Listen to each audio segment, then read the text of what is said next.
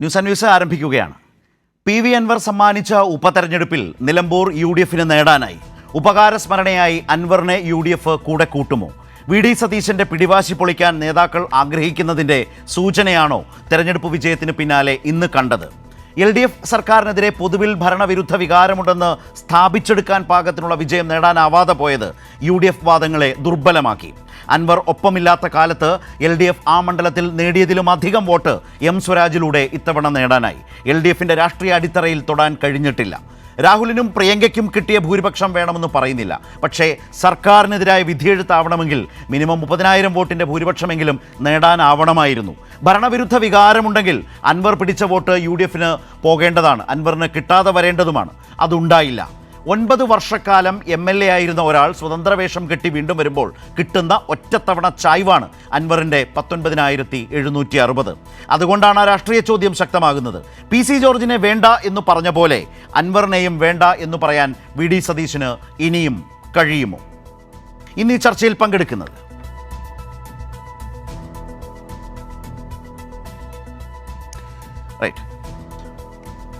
CPIഎമ്മിനെ പ്രതിനിധീകരിച്ച് Jake C തോമസും കോൺഗ്രസിനെ പ്രതിനിധീകരിച്ച് നിജേഷ് അരവിന്ദും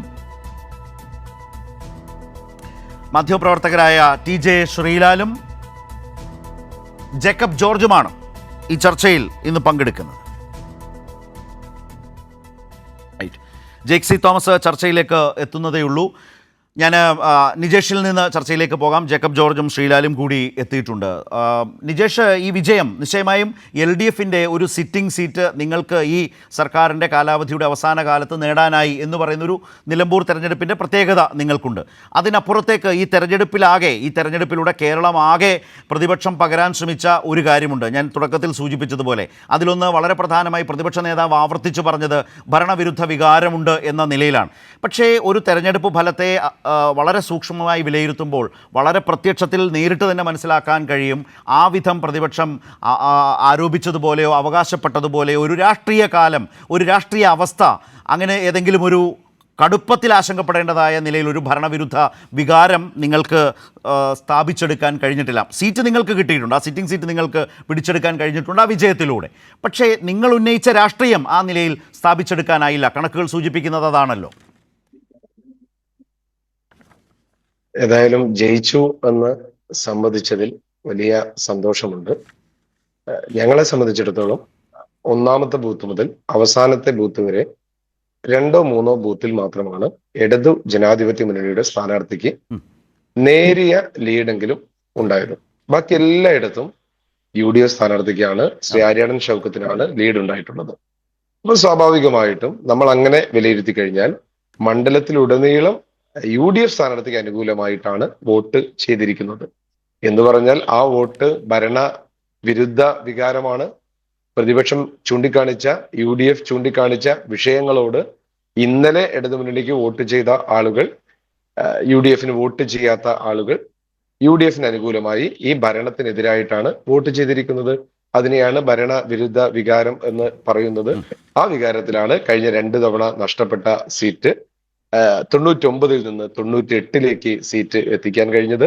എല്ലാ പഞ്ചായത്തിലും വഴിക്കടവ് മുതൽ അമരമ്പലം വരെയുള്ള പഞ്ചായത്തുകളിൽ UDFന് കരുളായിൽ മാത്രമാണ് ഒരു 200 വോട്ടിന്റെ കുറവുള്ളത്. അപ്പൊ അത് ഒരു ഭരണ വിരുദ്ധ വികാരമാണ്, അതിനെ അംഗീകരിക്കുക. നേരത്തെ ഇടതുപക്ഷ ജനാധിപത്യ മുന്നണിയുടെ ആളുകൾ പറഞ്ഞതുപോലെ ഞങ്ങൾ തിരുത്തും, വരട്ടെ, തിരുത്താനുള്ള അവസരമുണ്ട്. അത് തിരുത്തുകയാണെങ്കിൽ നമുക്ക് അങ്ങനെ കാണാം. അല്ലാതെ കണക്കിന്റെ കളി പറഞ്ഞ് ശതമാനം പറഞ്ഞൊക്കെ അതൊക്കെ ഒരു ക്ലീഷേ സാധനമാണ്. നമ്മൾ കഴിഞ്ഞ കുറച്ച് ദിവസമായി ഞാൻ തന്നെ എത്രയോ ദിവസങ്ങൾ ഈ ചാനലിൽ തന്നെ ഞാൻ വന്നിട്ടുണ്ട്, സംസാരിച്ചിട്ടുണ്ട്. അന്ന് നിങ്ങൾ ഉയർത്തിയ ഒരുപാട് വാദമുഖങ്ങളുണ്ട്. ഞാൻ എന്റെ വാദമുഖങ്ങൾ ഉയർത്തിയിരുന്നു. അപ്പം ആ വാദമുഖങ്ങൾ എന്റേത് ശരിയും നിങ്ങളെ തെറ്റും എന്ന് പറയുന്നില്ല. പക്ഷെ നിങ്ങൾ ഉയർത്തിയ വാദമുഖങ്ങൾ സ്വീകരിക്കാതെ പോയിട്ടുണ്ട്. സ്ഥാനാർത്ഥി ഉൾപ്പെടെയുള്ള സ്ഥാനാർത്ഥിയുടെ ചില മനസ്സിലായി. നമുക്ക് ഏതായാലും വളരെ സ്പെസിഫിക് ആയ കണക്കുകളുണ്ട്, വിജയത്തെ സംബന്ധിച്ചുള്ള കൃത്യമായ വിവരങ്ങളുണ്ട്. അത് വെച്ച് തന്നെ അസസ് ചെയ്യാം. അതിൽ നിജേഷ് ഊന്നിപ്പറഞ്ഞ ഒരു കാര്യമുണ്ട്, അത് UDF ആംഗിളിൽ കറക്റ്റുമാണ്. അതിൽ തെറ്റൊന്നും അപാകതയൊന്നും ഞാൻ ചൂണ്ടിക്കാട്ടുന്നില്ല. പക്ഷേ ഉയരുന്ന ഒരു ചോദ്യത്തിലേക്ക് പോകുമ്പോൾ ഞാൻ ജയ്ക്കിനോട് ചോദിക്കാൻ ആഗ്രഹിക്കുന്നത്, ഇപ്പോൾ ഭരണവിരുദ്ധ വികാരം എന്ന പ്രതിപക്ഷ നേതാവും പ്രതിപക്ഷവും പറഞ്ഞ അത് അവിടെ എന്ന മട്ടിലല്ല, കേരളമാകെ ഈ സർക്കാരിനെതിരെ അതിശക്തമായതുണ്ട് എന്ന നിലയിലുള്ള ഒരു പൊളിറ്റിക്കൽ പൊസിഷനാണ് എടുത്തത്. ആ നിലയിലേക്ക് പ്രതിപക്ഷത്തിന് ഈ വിജയത്തെ ജനങ്ങൾക്ക് മുമ്പിൽ വിശദീകരിക്കാനാകുമോ? ഞാനിതേ ചോദിച്ചുള്ളൂ. അതൊരു പ്രധാനപ്പെട്ട കാര്യമാണ്. കാരണം അവിടെ നോക്കിയാൽ ഇപ്പോൾ നിജേഷ് വളരെ സമർത്ഥമായി പറഞ്ഞത് ഒന്നാമത്തെ ബൂത്ത് മുതൽ അല്ലെങ്കിൽ ഒന്നാമത്തെ റൗണ്ട് മുതൽ അവസാനത്തെ റൗണ്ട് വരെ എടുത്താൽ 19 റൗണ്ട് എടുത്താൽ ഏതാണ്ട് ഒരു 2 റൗണ്ട് ഒഴികെ പൂർണ്ണമായും UDF ലീഡ്. അത് ഭരണവിരുദ്ധ വികാരമല്ലേ എന്ന ഒരു ചോദ്യത്തിലൂടെയാണ് അദ്ദേഹം അതിനെ നേരിട്ടത്.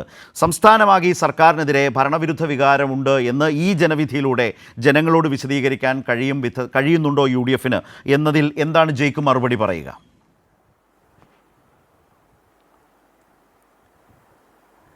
അതായത് ഇന്നിപ്പോൾ തെരഞ്ഞെടുപ്പ് റിസൾട്ടിന് ശേഷം ഇതേപോലെ UDF പ്രതിനിധികൾ അല്ലെങ്കിൽ കോൺഗ്രസ് പ്രതിനിധികൾ പ്രത്യേകമായി പങ്കെടുത്ത പല സംവാദങ്ങളും ഇവർ ആവർത്തിച്ചുന്നയിച്ചൊരു വാദമാണ്.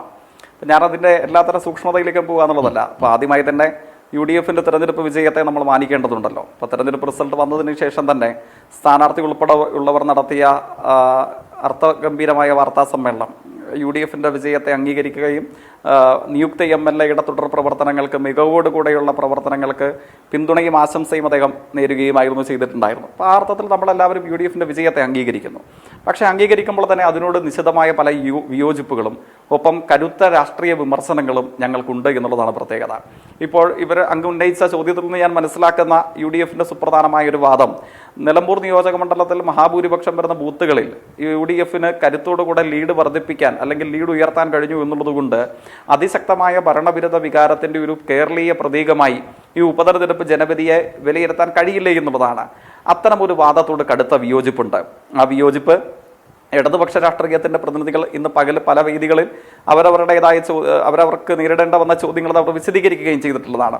എന്തുകൊണ്ട് വിയോജിപ്പ് രേഖപ്പെടുത്തേണ്ടതായി വരുന്നു? ഞാൻ നേരിട്ട് വേണമെങ്കിൽ കൗതുകമുണർത്തുന്ന ഒരു കണക്കിലേക്ക് വരാം. ഇപ്പോൾ പല സംവാദങ്ങളിലും പല മാധ്യമ വാർത്തകളിലും ഇതിനോടകം പരസ്യപ്പെടുത്തുന്നത് സമീപ തെരഞ്ഞെടുപ്പിൽ നിലമ്പൂർ നിയോജക മണ്ഡലത്തിൽ തന്നെ ഇടതുപക്ഷ ജനാധിപത്യ മുന്നണിയുടെ വോട്ട് ഷെയർ കുറഞ്ഞു എന്നുള്ള നിലയിലൊക്കെയുള്ള പ്രതീതി നിർമ്മാണം അല്ലെങ്കിൽ അത്തരം വാദഗതികളാണ് ഇവർ ഇക്കാര്യത്തെ സമർത്ഥിക്കാൻ വേണ്ടി ഉദ്ധരിക്കുന്നത്.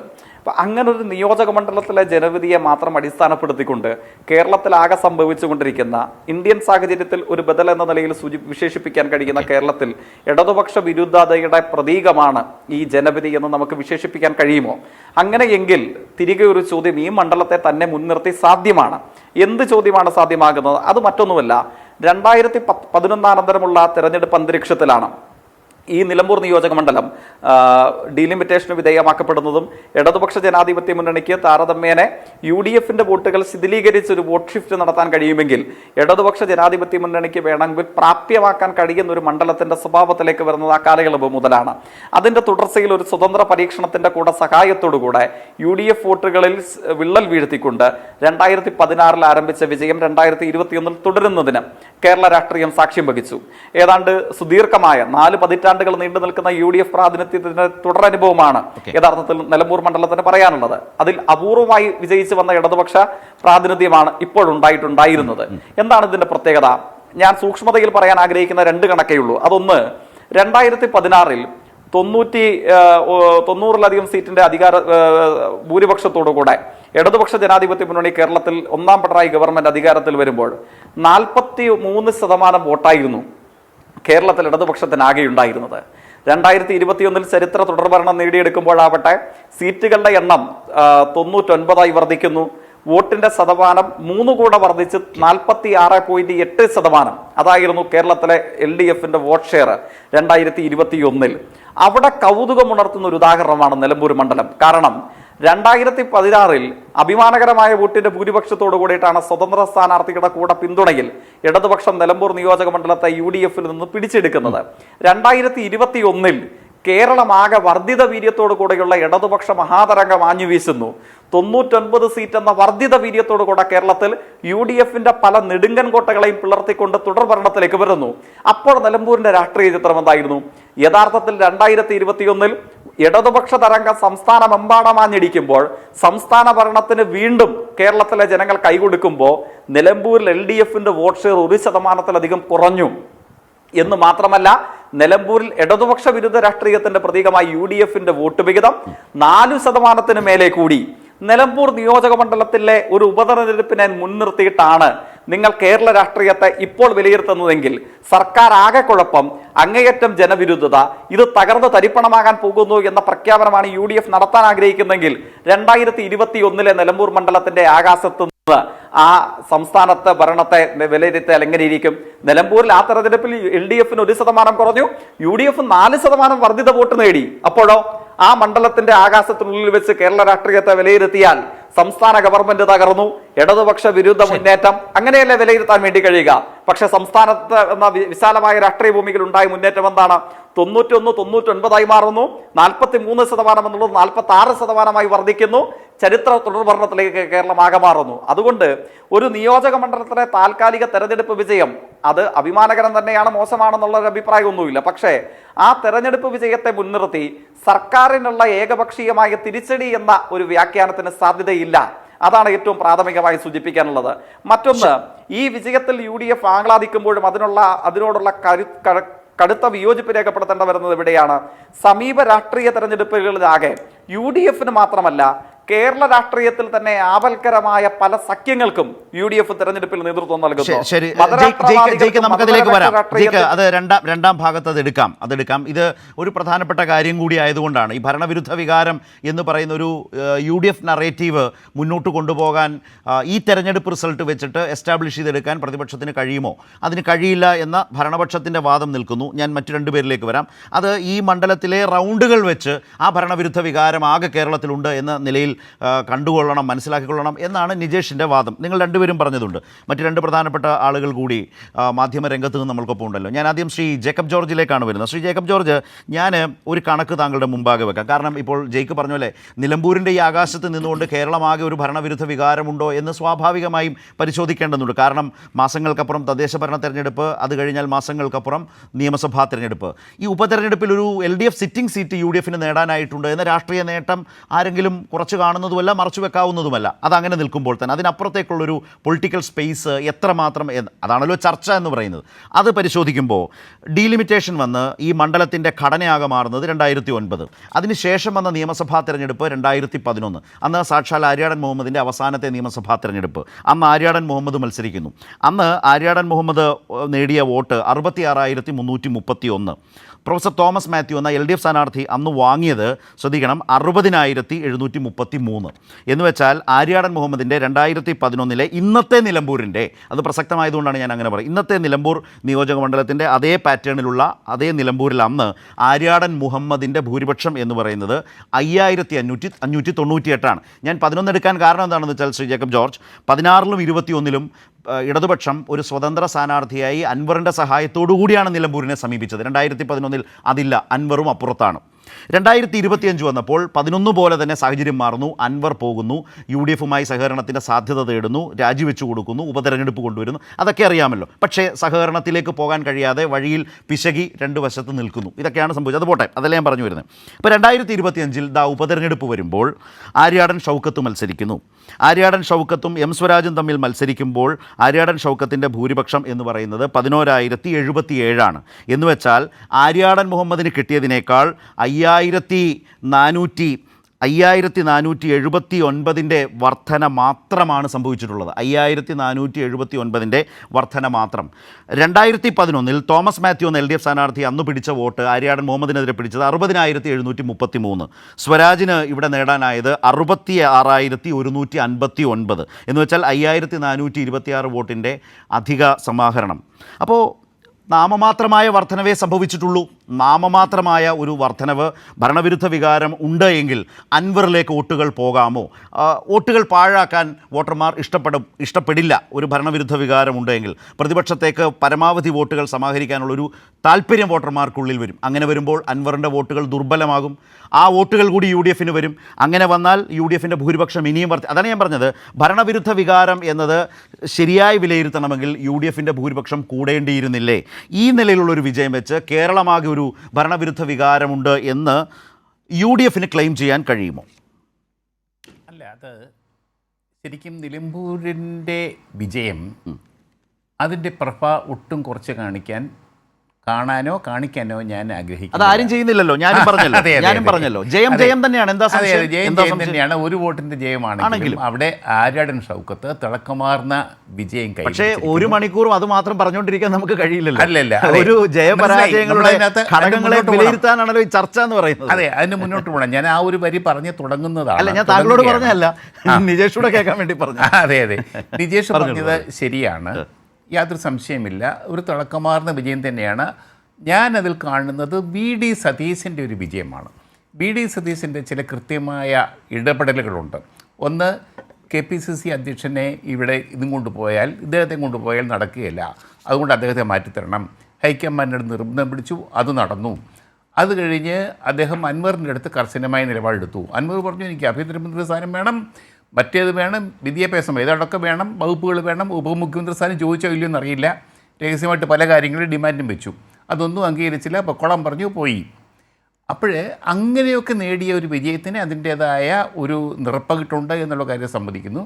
പക്ഷേ ഇതിനകത്ത് ഭരണവിരുദ്ധ വികാരം ഉണ്ടോ എന്ന് ചോദിച്ചാൽ, നമ്മൾ ഈ 140 മണ്ഡലത്തിൽ ഒരു മണ്ഡലത്തിലെ തിരഞ്ഞെടുപ്പിൻ്റെ ഫലം വെച്ചിട്ട് ഇത് ജയിച്ചാലും ഷൗക്കത്ത് ജയിച്ചാലും തോറ്റാലും നമുക്ക് തന്നെ അളക്കാൻ പറ്റില്ല. കാരണം നിലമ്പൂരിലെ പോലെയല്ല വേറെ അടുത്ത സംസ്ഥാനത്ത് പോലും മലപ്പുറം ജില്ലയിൽ ഒരു പ്രത്യേക രാഷ്ട്രീയമുണ്ട്. അവിടെ ഏറ്റവും വലിയ പാർട്ടി മുസ്ലിം ലീഗാണ്, ഏറ്റവും പ്രധാനപ്പെട്ട പാർട്ടി മുസ്ലിം ലീഗ്, കോൺഗ്രസ്. ഇത് രണ്ടും കൂടെ കൂടിയാൽ രാഷ്ട്രീയമായിട്ട് വലിയൊരു ശക്തിയാവും. ആ ശക്തിയാണ് അത്രയും കാലം ഇപ്പം. പക്ഷേ PV Anvar plus left vote വന്നപ്പോഴത്തേക്ക് ഒരു വിജയത്തിൻ്റെ ഒരു ഫോർമുല ഉണ്ടായി അവിടെ. അതുകൊണ്ട് അവിടെ വിജയിച്ചു. ആ അൻവർ പോയി. അവിടെയാണ് ഞാൻ ശ്രീ ജേക്കബ് ജോർജ് ചോദിച്ചത്, ഒരു ഭരണവിരുദ്ധ വികാരമുണ്ടെങ്കിൽ ഈ നിലമ്പൂരിൽ തന്നെയും അൻവറിന് പോയ വോട്ടുകൾ കൂടി UDFന് കൊടുക്കാൻ, ഷൗക്കത്തിന് കൊടുക്കാൻ വോട്ടർമാർ ആഗ്രഹിക്കില്ലേ? അതെ, ഒരു പക്ഷേ ഭരണവിരുദ്ധ വികാരം വോട്ട് നഷ്ടപ്പെടുത്താനോ പാഴാക്കാനോ അങ്ങനെ ഒരു രാഷ്ട്രീയ കാലാവസ്ഥയിൽ വോട്ടർമാർ ആഗ്രഹിക്കുമോ? തെരഞ്ഞെടുപ്പ് കണ്ടുകൊണ്ട് ചോദിച്ചതാണ്. അല്ല സരത്തെ, ഇതിൻ്റെ ഈ തെരഞ്ഞെടുപ്പ് നിലമ്പൂരിൽ കാണിക്കുന്നൊരു വലിയ വിഷയമുണ്ട്. അത് BJPയുടെ ഒരു ഒരു ഒരു അഗ്രസീവായിട്ടുള്ള ഒരു വരവിൻ്റെ പശ്ചാത്തലത്തിൽ ഞാൻ ചൂണ്ടിക്കാണിക്കുകയാണ്. കേരള രാഷ്ട്രീയം രണ്ടായിട്ട് വേർപിരിഞ്ഞ് നിൽക്കുകയാണ്. വർഷങ്ങളായിട്ട് രണ്ട് മുന്നണികൾ, രണ്ട് ശക്തമായ മുന്നണികൾ. ഇത് ഒരു ഭരണത്തുടർച്ച നേടി പിണറായി വിജയൻ രണ്ടാമത് മുഖ്യമന്ത്രിയായി ഭരിക്കുമ്പോൾ നടക്കുന്ന ഉപതെരഞ്ഞെടുപ്പുകളിൽ ചേലക്കര ഒഴിച്ചും ബാക്കിയെല്ലാം ജയിച്ചു. അത് VD സതീശൻ്റെ വിജയമായിട്ട് തന്നെയാണ് ഞാൻ കാണുന്നത്. പക്ഷേ അതൊക്കെ സിറ്റിംഗ് സീറ്റായിരുന്നു. ഇത് സിറ്റിംഗ് സെറ്റ് അല്ല എന്നുള്ളൊരു വ്യത്യാസം മാത്രമുണ്ട്. പക്ഷേ ഇതുകൊണ്ട് ഭരണവിരുദ്ധ വികാരം കൊണ്ടാണ് ഈ നിലമ്പൂർ പിടിച്ചടക്കിയത് എന്ന് പറയുന്നതിൽ രാഷ്ട്രീയമായിട്ട് ശരി അധികമില്ല എന്ന് തന്നെയാണ് എൻ്റെ പക്ഷം. ശരി, ആ വാദത്തിൽ ചില അപാകതകളുണ്ട് എന്ന് താങ്കൾ പറഞ്ഞു നോക്കുമ്പോൾ ഈ VD സതീശൻ പൊളിറ്റിക്കൽ റോള് ചർച്ചയിലെ മറ്റൊരു ഐറ്റമായി തന്നെ വരേണ്ടത് കൂടിയാണ്. നമുക്ക് പുറകെ എടുക്കാം. ഞാൻ മറ്റൊരു കാർഡിലേക്ക് പോകുന്നത്, ഞാൻ ശ്രീലാലിലേക്കാണ് വരുന്നത്. അപ്പോൾ ഞാൻ ഒരിക്കൽ കൂടി ഓർമ്മിപ്പിക്കുന്നു, അതായത് ആര്യാടൻ മുഹമ്മദ് 2011 പിടിച്ച അന്നത്തെ അദ്ദേഹത്തിൻ്റെ ഭൂരിപക്ഷം 5598 ആണെങ്കിൽ ഷൗക്കത്തിൻ്റെ 11077, 5479 വർധന മാത്രമേ സംഭവിച്ചിട്ടുള്ളൂ. അതിൽ ആ വർധനവ് എവിടെയാണ് എന്ന് നോക്കുമ്പോൾ ജമാഅത്തെ ഇസ്ലാമിയുടെ പിന്തുണ വരുന്നുണ്ട്, SDPIക്ക് അവർക്ക് സമാഹരിക്കുന്ന വോട്ടുകൾ പോലും അവരുടെ സ്ഥാനാർത്ഥി വന്നിട്ട് കിട്ടിയിട്ടില്ല ഇതേ മണ്ഡലത്തിൽ ഇപ്പോൾ. അതുപോലെ തന്നെ BJP സ്ഥാനാർത്ഥി തന്നെ പറഞ്ഞത് എന്താണ്, ഇടതുപക്ഷം ജയിക്കാതിരിക്കാൻ തങ്ങളുടെ വോട്ടുകൾ UDFിലേക്ക് പോയിട്ടുണ്ട്. അപ്പോൾ ഈ ഒരു വർഗീയ ധ്രുവീകരണത്തിലൂടെ തന്നെ നമ്മൾക്കൊരു 5000 എന്ന് പറയുന്ന വളരെ തുച്ഛമായ അധികമായി നേടിയ ഭൂരിപക്ഷത്തിൽ കാണാവുന്നതേ ഉള്ളൂ എന്നൊരു നിരീക്ഷണം അവിടെയുണ്ട്. അതവിടെ കിടക്കട്ടെ, അതൊരു തർക്കത്തിനല്ല. അതിൻ്റെ ഏതെങ്കിലും ഒരു ഉത്തരവാദിത്തം ഞാൻ ശ്രീലാലിൻ്റെ തലയിലേക്ക് വെച്ച് തരുന്നുമില്ല. പക്ഷേ മറ്റൊരു കാര്യം, ഈ ഭരണവിരുദ്ധ വികാരത്തെക്കുറിച്ചുള്ള ആലോചനകളിലെ മറ്റൊരു വഴി കൂടി ഞാനൊന്ന് തുറക്കുകയാണ്. ശ്രീലാൽ, ഞാൻ ഇതാ ഒരു കാർഡ് കാണിച്ചു തരാം, ഒന്ന് നോക്കൂ. ഒരു കണക്കാണതും. ഇതാ നോക്കൂ, ഈ കഴിഞ്ഞ ലോക്സഭാ തെരഞ്ഞെടുപ്പിൽ അപ്പോൾ തന്നെ ആളുകൾ പറയും ഇത് ലോക്സഭയല്ലേ നിയമസഭയല്ലേ പാറ്റേൺ രണ്ടല്ലേ, ഞാൻ അംഗീകരിച്ചു. പക്ഷേ 24 ലോക്സഭാ തെരഞ്ഞെടുപ്പിൽ രാഹുൽ ഗാന്ധി വന്ന് മത്സരിക്കുന്ന ഒരു സമയത്ത് രാഹുൽ ഗാന്ധിയുടെ ഭൂരിപക്ഷം നോക്കൂ, 56,363, നിലമ്പൂരിലേതാണ് കേട്ടോ. അതിനുശേഷം ഉപതെരഞ്ഞെടുപ്പിൽ പ്രിയങ്ക വന്ന് മത്സരിക്കുമ്പോൾ 65,132 പ്രിയങ്കയ്ക്ക് കിട്ടിയ ഭൂരിപക്ഷം എന്നുള്ളതാണ്. ഇപ്പോൾ കിട്ടിയത് തൊട്ട് പുറകെ വന്ന അതേ മണ്ഡലത്തിലെ അതേ വോട്ടർമാർ ഫേസ് ചെയ്ത തെരഞ്ഞെടുപ്പിൽ 11,077. ഞാൻ ചോദിക്കുന്നത്, അല്ലെങ്കിൽ നമ്മൾ പരിശോധിക്കേണ്ടതായി വരുന്നത്, ഒരു നിയോജക മണ്ഡലത്തിലെ വോട്ടർമാർ ഏത് സാഹചര്യത്തിലായാലും മറ്റെല്ലാം മറന്ന് കോൺഗ്രസിനും UDFിനും അനുകൂലമായി പരമാവധിയിൽ വോട്ട് ചെയ്യാനും ഏറ്റവും വലിയ ഭൂരിപക്ഷം, അതായത് കോൺഗ്രസിനെ പോലും അമ്പരപ്പിക്കും വിധത്തിലേക്കുള്ള ഭൂരിപക്ഷം നൽകാൻ ഈ മണ്ഡലത്തിൽ നിലമ്പൂർ നിയോജക മണ്ഡലത്തിലെ വോട്ടർമാർ തന്നെ 2 തവണ ശീലിച്ചു. അങ്ങനെ ഏറ്റവും വലിയ ഭൂരിപക്ഷം 65,000 പ്രിയങ്കയുടെ ഭൂരിപക്ഷമെങ്കിൽ 66,000 സ്വരാജ് ഇപ്പോൾ പിടിച്ച വോട്ട്, LDF പിടിച്ച വോട്ട്. അത്രയും തന്നെ ഭൂരിപക്ഷം, ഏതാണ്ട് അതിനടുത്ത് ഭൂരിപക്ഷം വരികയാണ്. അപ്പോൾ ഞാൻ പറഞ്ഞത് വോട്ടർമാരുടെ മൈൻഡ് സെറ്റ്, ഒരു ശക്തമായ ഭരണവിരുദ്ധ വികാരമുണ്ടെങ്കിൽ അത് ബസ്റ്റ് ചെയ്ത് UDF അനുകൂലമായി ഇങ്ങനെ വോട്ട് പമ്പ് ചെയ്യാൻ കഴിയുന്ന ഒരു മനോഭാവം അവിടുത്തെ വോട്ടർമാർക്കിടയിലുണ്ട്, യാതൊരു സംശയവുമില്ല. കാരണം 2 തെരഞ്ഞെടുപ്പിൽ കണ്ടു, ലോക്സഭയിലേക്കായാലും നിയമസഭയിലേക്കായാലും. മാത്രമല്ല ഇതേ പ്രിയങ്ക ഗാന്ധി അവിടെ വന്ന് ക്യാമ്പ് ചെയ്ത് ഏറ്റവും അവസാനം എല്ലാ പഞ്ചായത്തിലും റോഡ് ഷോ നടത്തിയും ആളുകളെ ഇറക്കി അവരുടെ ക്യാമ്പിനെയും വോട്ടർമാരെയും എല്ലാം സജീവമായി നിർത്തിയിട്ടും 65,000 നിന്നൊരു ഡിപ്പ് വരുന്നത് എത്രയാണ്? 11,000-ലേക്കാണ്. അപ്പോൾ ഞാൻ പറഞ്ഞത് ഈ കണക്കുകൾ നിസ്സാരമല്ലല്ലോ. അപ്പോൾ ജനങ്ങൾക്കിടയിൽ പ്രതിപക്ഷ നേതാവ് ആവർത്തിച്ചു പറയുന്നത് പോലെ ഒരു സർക്കാർ വിരുദ്ധ മനോഭാവം, മുഖ്യമന്ത്രി വിരുദ്ധ മനോഭാവം, പിണറായിസം എന്ന് അൻവർ പറയുന്നതുണ്ട് എങ്കിൽ ഇതാകുമായിരുന്നില്ലല്ലോ വിജയത്തിൻ്റെ ഒരു സ്കെയിൽ എന്ന് മാത്രമേ എൻ്റെ ചോദ്യമുള്ളൂ. ശ്രീലാൽ. തീർച്ചയായും ശരത്ത് തന്നെ ചൂണ്ടിക്കാട്ടിയതുപോലെ അത് ലോക്സഭാ തെരഞ്ഞെടുപ്പിൽ ഉണ്ടായ ഒരു വോട്ടെടുപ്പല്ലേ, ഇത് നിയമസഭയിലേക്കല്ലേ എന്ന് പറയുന്ന ഒരു സാഹചര്യം ഇവിടെ വളരെ ശരിയാണ്. കാരണം ആ വികാരം ഇവിടെ പ്രതിഫലിച്ചിട്ടില്ല. നിയമസഭയിലേക്ക് ഉള്ള ഉപതെരഞ്ഞെടുപ്പ് നടക്കുമ്പോൾ സർക്കാരിനെതിരെയുള്ള ഒരു വികാരം അതിവിടെ പതിഞ്ഞിട്ടില്ല. അതേസമയം ലോക്സഭയിലേക്കായിരുന്നപ്പോൾ രാഹുൽ ഗാന്ധിക്കും പ്രിയങ്ക ഗാന്ധിക്കും ഉണ്ടായിരുന്ന ഒരു വലിയ ആവേശം അത് പതിഞ്ഞിട്ടുമുണ്ട്. അത് തന്നെയാണ് ഇതിനകത്ത് എപ്പോഴും ശരത്ത് ഒരു സർക്കാർ അധികാരത്തിലിരിക്കുമ്പോൾ അവിടെ ഉണ്ടാകുന്ന ഏതൊരു ഉപതെരഞ്ഞെടുപ്പും അതിൽ സർക്കാർ പക്ഷം പരാജയപ്പെട്ടു കഴിഞ്ഞാൽ ഉണ്ടാകാവുന്ന ഏറ്റവും വലിയ ആരോപണം തന്നെയാണ് അത് ഭരണവിരുദ്ധ വികാരം എന്നുള്ളത്. അത് അങ്ങനെ തന്നെ ഉണ്ടാകാറുള്ളതും ഇവിടെ അത് തന്നെ ഉണ്ടായിട്ടുള്ളത്. പക്ഷേ അതിനു മുമ്പ് ഈ വോട്ടെടുപ്പിനും ഈ റിസൾട്ടിനും വോട്ടെടുപ്പിനും മുമ്പുള്ള ഒരു ഘട്ടത്തിലേക്ക് ഘട്ടം കൂടിയുണ്ട്. അതായത് പ്രചാരണ ഘട്ടത്തിൽ എത്ര സർക്കാർ വിരുദ്ധ വിഷയങ്ങൾ അല്ലെങ്കിൽ സർക്കാരിൻ്റെ എത്ര പരാജയങ്ങൾ ചൂണ്ടിക്കാട്ടിയായിരുന്നു ഈ തെരഞ്ഞെടുപ്പിലേക്ക് പോയതെന്നുള്ളതുണ്ട്. ആകപ്പാടെ ഉയർന്ന ഒരു വിഷയം അത് വനം വകുപ്പുമായി ബന്ധപ്പെട്ടിട്ടുള്ള ഈ മാൻ അനിമൽ കോൺഫ്ലിക്റ്റ് ആണ്. അതിനപ്പുറത്തേക്ക് എത്ര വിഷയങ്ങൾ ഇവിടെ ഈ തെരഞ്ഞെടുപ്പ് പ്രചാരണത്തിൽ സർക്കാരിനെ പ്രതിക്കൂട്ടിലാക്കുന്ന രീതിയിൽ കൊണ്ടുവരാൻ സാധിച്ചു എന്നുള്ള ചോദ്യം ഒരു ഭാഗത്ത് നിൽക്കുന്നു. പിന്നെ അവിടെ ഉണ്ടായത് ഈ പറയുന്ന ഹൈവേയിൽ ദേശീയപാതയിലുണ്ടായ അപകടമാണ്. ദേശീയപാതയിലുള്ള ആ ഒരു പ്രതിസന്ധി, ആ ദേശീയപാതയിലെ ഈ വിള്ളലും അവിടെ നിന്നുണ്ടായ പ്രശ്നങ്ങൾ പോലും സംസ്ഥാന സർക്കാരിൻ്റെ പരാജയമാണ് അല്ലെങ്കിൽ സർക്കാരാണ് കാരണം എന്നുള്ള ഒരു നറേഷൻ ഉണ്ടാക്കി. ആ നറേഷന് നൽകിയ വിശദീകരണം എന്തായിരുന്നു? സംസ്ഥാന സർക്കാർ കേന്ദ്ര സർക്കാരിനെതിരെ വലിയ തോതിൽ പ്രതിഷേധം പ്രകടിപ്പിക്കുന്നില്ല, അവർക്കെതിരെ വലിയ ആക്രമണം നടത്തുന്നില്ല എന്നുള്ളതായിരുന്നു. ഒരു ഹൈവേ ഉണ്ടാകുമ്പോൾ ആ ഹൈവേ നമ്മൾക്ക് ഗതാഗത യോഗ്യമായി തുറന്നു തരുമ്പോഴാണ് നമുക്കതിൽ യാത്ര ചെയ്യാനുള്ള നമ്മളെ യാത്ര ചെയ്യാൻ അവരനുവദിക്കുന്നത്. പക്ഷേ ഇപ്പോൾ നമ്മളതിലൂടെ യാത്ര ചെയ്യുന്നു, അത് നമ്മുടെ സാഹചര്യങ്ങളുടെയും നമ്മുടെ സൗകര്യത്തിൻ്റെയും പോലും നമ്മൾ അനുവദിക്കുന്നു. അപ്പോൾ അങ്ങനെയുള്ളൊരു സാഹചര്യത്തിൽ ഉണ്ടാകുന്ന നറേഷൻ, അതാണ് ഞാൻ പറഞ്ഞത്. ഈ ഭരണവിരുദ്ധ വികാരം എന്നുള്ള എത്ര വലിയ വിഷയങ്ങൾ ഈ തെരഞ്ഞെടുപ്പിൽ സജീവമായി കൊണ്ടുവന്ന് സർക്കാരിനെ പ്രതിരോധത്തിലാക്കാൻ സാധിച്ചു എന്നുള്ളത് ഒരു കാര്യം. 2, ഈ ഒരു നറേഷനാണ്, ഈ നറേഷൻ കുറച്ച് കാലമായി ഉണ്ടാകുന്ന നറേഷനാണ്. ഈ നമ്മുടെ നാട്ടിലെ കൺവെൻഷനൽ മീഡിയ ഈ നറേഷന് ഒപ്പം നിൽക്കുന്നു എന്നുള്ളതാണ് ഏറ്റവും എടുത്തു പറയേണ്ട ഒരു കാര്യം. 1 or 2 മാധ്യമങ്ങൾ അല്ല ഈ പറയുന്ന ഒരു പക്ഷേ കൈരളി നിന്ന് ചില പ്രശ്നങ്ങളുണ്ടാകും, ചില ചോദ്യങ്ങളുണ്ടാകാവുന്നതാണ്. അപ്പോൾ ഉണ്ടാകുന്നൊരു പ്രശ്നം, ഇപ്പോൾ കോൺഗ്രസ് നേതൃത്വത്തിൻ്റെ പല നേതാക്കളുടെയും വാർത്താ സമ്മേളനത്തിൽ പോയി കൈരളി ഒരു ചോദ്യം ചോദിക്കുമ്പോൾ ഉണ്ടാകുന്നൊരു ചോദ്യം കൈരളിയല്ലേ, നിങ്ങൾ ചോദിക്കുമെന്നുള്ളതാണ്. മറ്റൊരാളും ഇതിന് ഇപ്പോൾ ഈ ഒരു നറേഷൻ പോലും കേന്ദ്ര സർക്കാരിനെതിരെ ഈ ഹൈവേ തകർന്നതിൻ്റെ പേരിൽ സംസ്ഥാന സർക്കാർ വലിയ പ്രതിഷേധം ഉയർത്തിയില്ല എന്നുള്ള ഒരു ആരോപണം ഉന്നയിക്കുമ്പോൾ അതിന് മറിച്ചൊരു ചോദ്യം ചോദിച്ചു കഴിഞ്ഞാൽ അത് കൈരളിയാണെന്ന് പറഞ്ഞ് തള്ളിക്കളയും. മറ്റുള്ള കൺവെൻഷണൽ മീഡിയ അതിന് ഇടപെടുന്നില്ല എന്നുള്ള വലിയ ആ പ്രതിസന്ധിയെ മറികടക്കുന്നതിന് സോഷ്യൽ മീഡിയ ഉപയോഗിക്കേണ്ട ഒരു തലത്തിലേക്ക് ഈ പറയുന്ന സാഹചര്യം ഉണ്ടായിട്ടുണ്ട്. അത്തരം സാഹചര്യങ്ങൾ നിലനിൽക്കുന്നുണ്ട്. അതിൻ്റെ ഇടയിൽ അതിനോടൊപ്പമാണ് ഈ ഒരു നറേഷൻ ഉണ്ടാകുന്നത്. ഈ നറേഷനിൽ എത്ര വിഷയങ്ങൾ ഉയർത്തി എന്നുള്ള ചോദ്യത്തിന് മറുപടിയാകുമ്പോൾ ഈ പറയുന്ന ഭരണവിരുദ്ധ വികാരത്തിനുള്ള മറുപടിയാകും അത്. യെസ്, ഞാൻ ഈ 3 പ്രതികരണങ്ങളും വെച്ച് ഞാൻ നിജേഷിലേക്ക് വരികയാണ്. അവിടെ UDF ആണ് വിശദീകരിക്കേണ്ടത്. ആ നിലയിൽ ഒരു ഭരണവിരുദ്ധ വികാരത്തിൻ്റെ ഒരു തീവ്ര സാന്നിധ്യം എന്നത് UDF ജനങ്ങളോട് വിശദീകരിക്കാൻ ഈ വിജയത്തിലൂടെ എങ്ങനെ കഴിയുമെന്ന ചോദ്യം അങ്ങനെ തന്നെ നിൽക്കുകയാണ് എന്ന പ്രധാന പ്രശ്നം. വീണ്ടും അതിലൊരു സിമ്പിൾ ലോജിക്ക് എടുത്താൽ മാത്രം മതി. അങ്ങനെ ഒരു ഭരണവിരുദ്ധ വികാരമുണ്ട് എങ്കിൽ PV അൻവറിന് ഈ വോട്ടുകൾ, ഇപ്പോൾ വഴിക്കടവ് പോലുള്ള ഭാഗത്തേക്ക് വന്ന സ്ഥലത്ത് UDF വോട്ടുകൾ അൻവറിലേക്ക് പോയിട്ടുണ്ട്. അതേസമയം LDF പ്രതീക്ഷിച്ച സ്ഥലത്തും LDF വോട്ട് കുറയുന്നതിൽ അൻവറിൻ്റെ സാന്നിധ്യം, അതായത് ഓരോ റൗണ്ടിലും ഏതാണ്ട് ഒരു 1000 വോട്ട് വീതം അൻവർ പിടിച്ചിട്ടുണ്ട്. ഭരണവിരുദ്ധ വികാരമാണെങ്കിൽ നിജേഷ് ആ വോട്ടുകൾ പാഴാക്കാൻ വോട്ടർമാർ തയ്യാറാകില്ല. അതും UDF കിട്ടുന്ന സാഹചര്യം ഉണ്ടാകുമായിരുന്നു. അതുണ്ടായിട്ടില്ല എന്നത് തന്നെയാണ് UDF കാഴ്ചപ്പാടിന് വിഘാതമായി നിൽക്കുക. ഞാൻ ആവർത്തിച്ച് ഒന്നുകൂടി ഓർമ്മിപ്പിച്ചു എന്നും മാത്രമേ ഉള്ളൂ അക്കാര്യത്തിൽ. അപ്പോൾ ഇങ്ങനത്തെയൊക്കെയുള്ള സാഹചര്യങ്ങൾ വെച്ചുകൊണ്ടുകൂടി നോക്കുമ്പോൾ യഥാർത്ഥത്തിൽ UDF സീറ്റ് കിട്ടി എന്നതിനപ്പുറത്തേക്ക് നിങ്ങൾക്ക് വരാൻ പോകുന്നൊരു തെരഞ്ഞെടുപ്പ് കാലത്തെ നിങ്ങളുടെ നിഗമനങ്ങളാകെ ശരിയാകുന്ന വിധത്തിലേക്ക് ഈ തെരഞ്ഞെടുപ്പിനെ കാണാൻ കഴിയില്ല. നിങ്ങൾക്കുള്ളിലെങ്കിലും, ചർച്ചയ്ക്ക് വേണ്ടി പറയുന്നതൊക്കെ മനസ്സിലാവും, മിനിമം നിങ്ങൾക്കുള്ളിലെങ്കിലും എന്ന യാഥാർത്ഥ്യം UDF മുമ്പിലില്ലേ? ഫ്യൂച്ചറോടെ കിടക്കട്ടെ, പാസ്റ്റ് ഇവിടെ ഉണ്ടല്ലോ. നമ്മുടെ തൃക്കാക്കര ഇലക്ഷന്റെ സമയത്ത് കേരളത്തിലെ ഏറ്റവും വലിയ ചർച്ച സിൽവർ ലൈനും മഞ്ഞ കുറ്റികളുമായിരുന്നു. അന്ന് അത് മുൻനിർത്തി തന്നെയായിരുന്നു ചർച്ച വന്നത്. ആ ചർച്ചയെ വളരെ മനോഹരമായി അതിജീവിച്ചു. അത് കഴിഞ്ഞു പുതുപ്പള്ളി വന്നു. പുതുപ്പള്ളി നമ്മൾ വലിയ ഭൂരിപക്ഷത്തിന് ജയിച്ചു. അപ്പൊ പറഞ്ഞത് ഉമ്മൻചാണ്ടി സാറിന്റെ ഒരു ഇതാണ്. ഓക്കെ, അതും കഴിഞ്ഞു. പാലക്കാട് വന്നു. പാലക്കാട് വന്നപ്പോ ചർച്ച വീണ്ടും മാറി. മറ്റെന്തൊക്കെയോ ചർച്ചകൾ, ഞങ്ങളുടെ ഇടയിൽ നിന്ന് ഒരാളെ സ്ഥാനാർത്ഥിയെ കൊണ്ടുവച്ച് പ്രചരണം നടത്തി, അതാക്കി ഇതാക്കി SDPI അത് ഇത് എന്നൊക്കെ പറഞ്ഞു.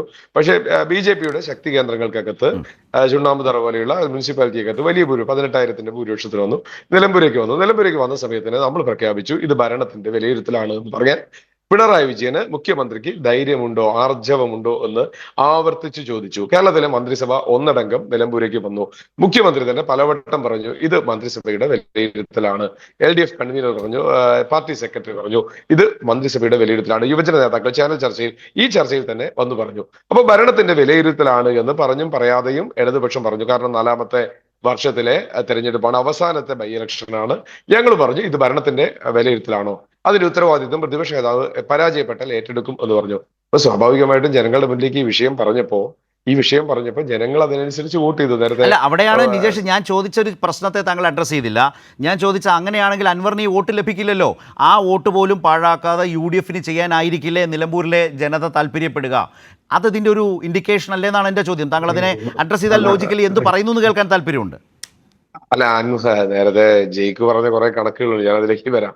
അൻവർ പറഞ്ഞത് എന്താണ്? പിണറായിസത്തിനെതിരെയാണ് എന്റെ പോരാട്ടം, പിണറായി വിജയന്റെ പോലീസിങ്ങിനെതിരെയാണ് എന്റെ പോരാട്ടം, വനം വന്യജീവി സംഘർഷത്തിൽ കർഷകന് വേണ്ടിയിട്ടാണ് എന്റെ പോരാട്ടം എന്ന് തുടങ്ങി കേരളത്തിലെ ഇന്നത്തെ ഭരണ സംവിധാനത്തിനെതിരെയാണ് മുൻ MLA ആയ അൻവർ പറഞ്ഞു വെച്ചത്. സ്വാഭാവികമായി അൻവർ വാങ്ങിയ മുഴുവൻ വോട്ടും ഭരണവിരുദ്ധ വികാരത്തിന്റെ വോട്ടാണ്. അത് ഇപ്പൊ വഴിക്കടവ് പഞ്ചായത്തിലെ ചില, നേരത്തെ ശരത്ത് സൂചിപ്പിച്ച വഴിക്കടവ് പഞ്ചായത്തിലെ 2ാം റൗണ്ട് എണ്ണിയതിൽ 2ഓ 3ഓ ബൂത്തിൽ ഇടതുപക്ഷ ജനാധിപത്യ മുന്നണി 3ാം സ്ഥാനത്താണ്. കോൺഗ്രസ് കഴിഞ്ഞ് അൻവർ കഴിഞ്ഞിട്ടാണ് വന്നിരിക്കുന്നത്. അപ്പൊ ആരുടെ വോട്ടാണ് പോയത് എന്ന് നമുക്ക് പരിശോധിക്കാം. അവിടെ വഴിക്കടവിലെ തന്നെ ആ ബൂത്തുകളിൽ LDF മുന്നിൽ വന്ന സാഹചര്യവും വഴിക്കടവിൽ ഉണ്ടായിട്ടുണ്ട്. രാവിലെ കൗണ്ടിംഗ് സമയത്ത് നമ്മളത് കണ്ടതല്ലേ. അതിലൊന്നും കാര്യമില്ലല്ലോ. നമ്മൾ മെയിൻ ഞാൻ പറഞ്ഞത് 2ാം റൗണ്ടിലാണല്ലോ LDF വോട്ട് കൂടുതൽ വരേണ്ടിയിരുന്ന വോട്ട്. പക്ഷെ അവിടെയാണ് 840 മറ്റോ വോട്ടിന് UDF മുന്നോട്ട് വന്നത് ആദ്യ റൗണ്ടിനേക്കാൾ. ആ റൗണ്ടിനകത്ത് CPM 3ാം സ്ഥാനത്തേക്ക് സ്വരാജ് പോയിട്ടുണ്ട്. വഴിക്കടവിൽ അങ്ങനെയല്ല നിജേഷ്. വഴിക്കടവിൽ മൂന്നാം റൗണ്ടിലാണ് LDF അല്പം എഡ്ജ് ഉള്ളത്. അവിടെ നിങ്ങളുടെ ലീഡ് 3ാം റൗണ്ട് വന്നപ്പോൾ ഏതാണ്ട് 250-300ലേക്കോ ചുരുങ്ങി. 2ാം റൗണ്ടിൽ 800, ആദ്യ റൗണ്ടിൽ 419. യെസ്, പറഞ്ഞു.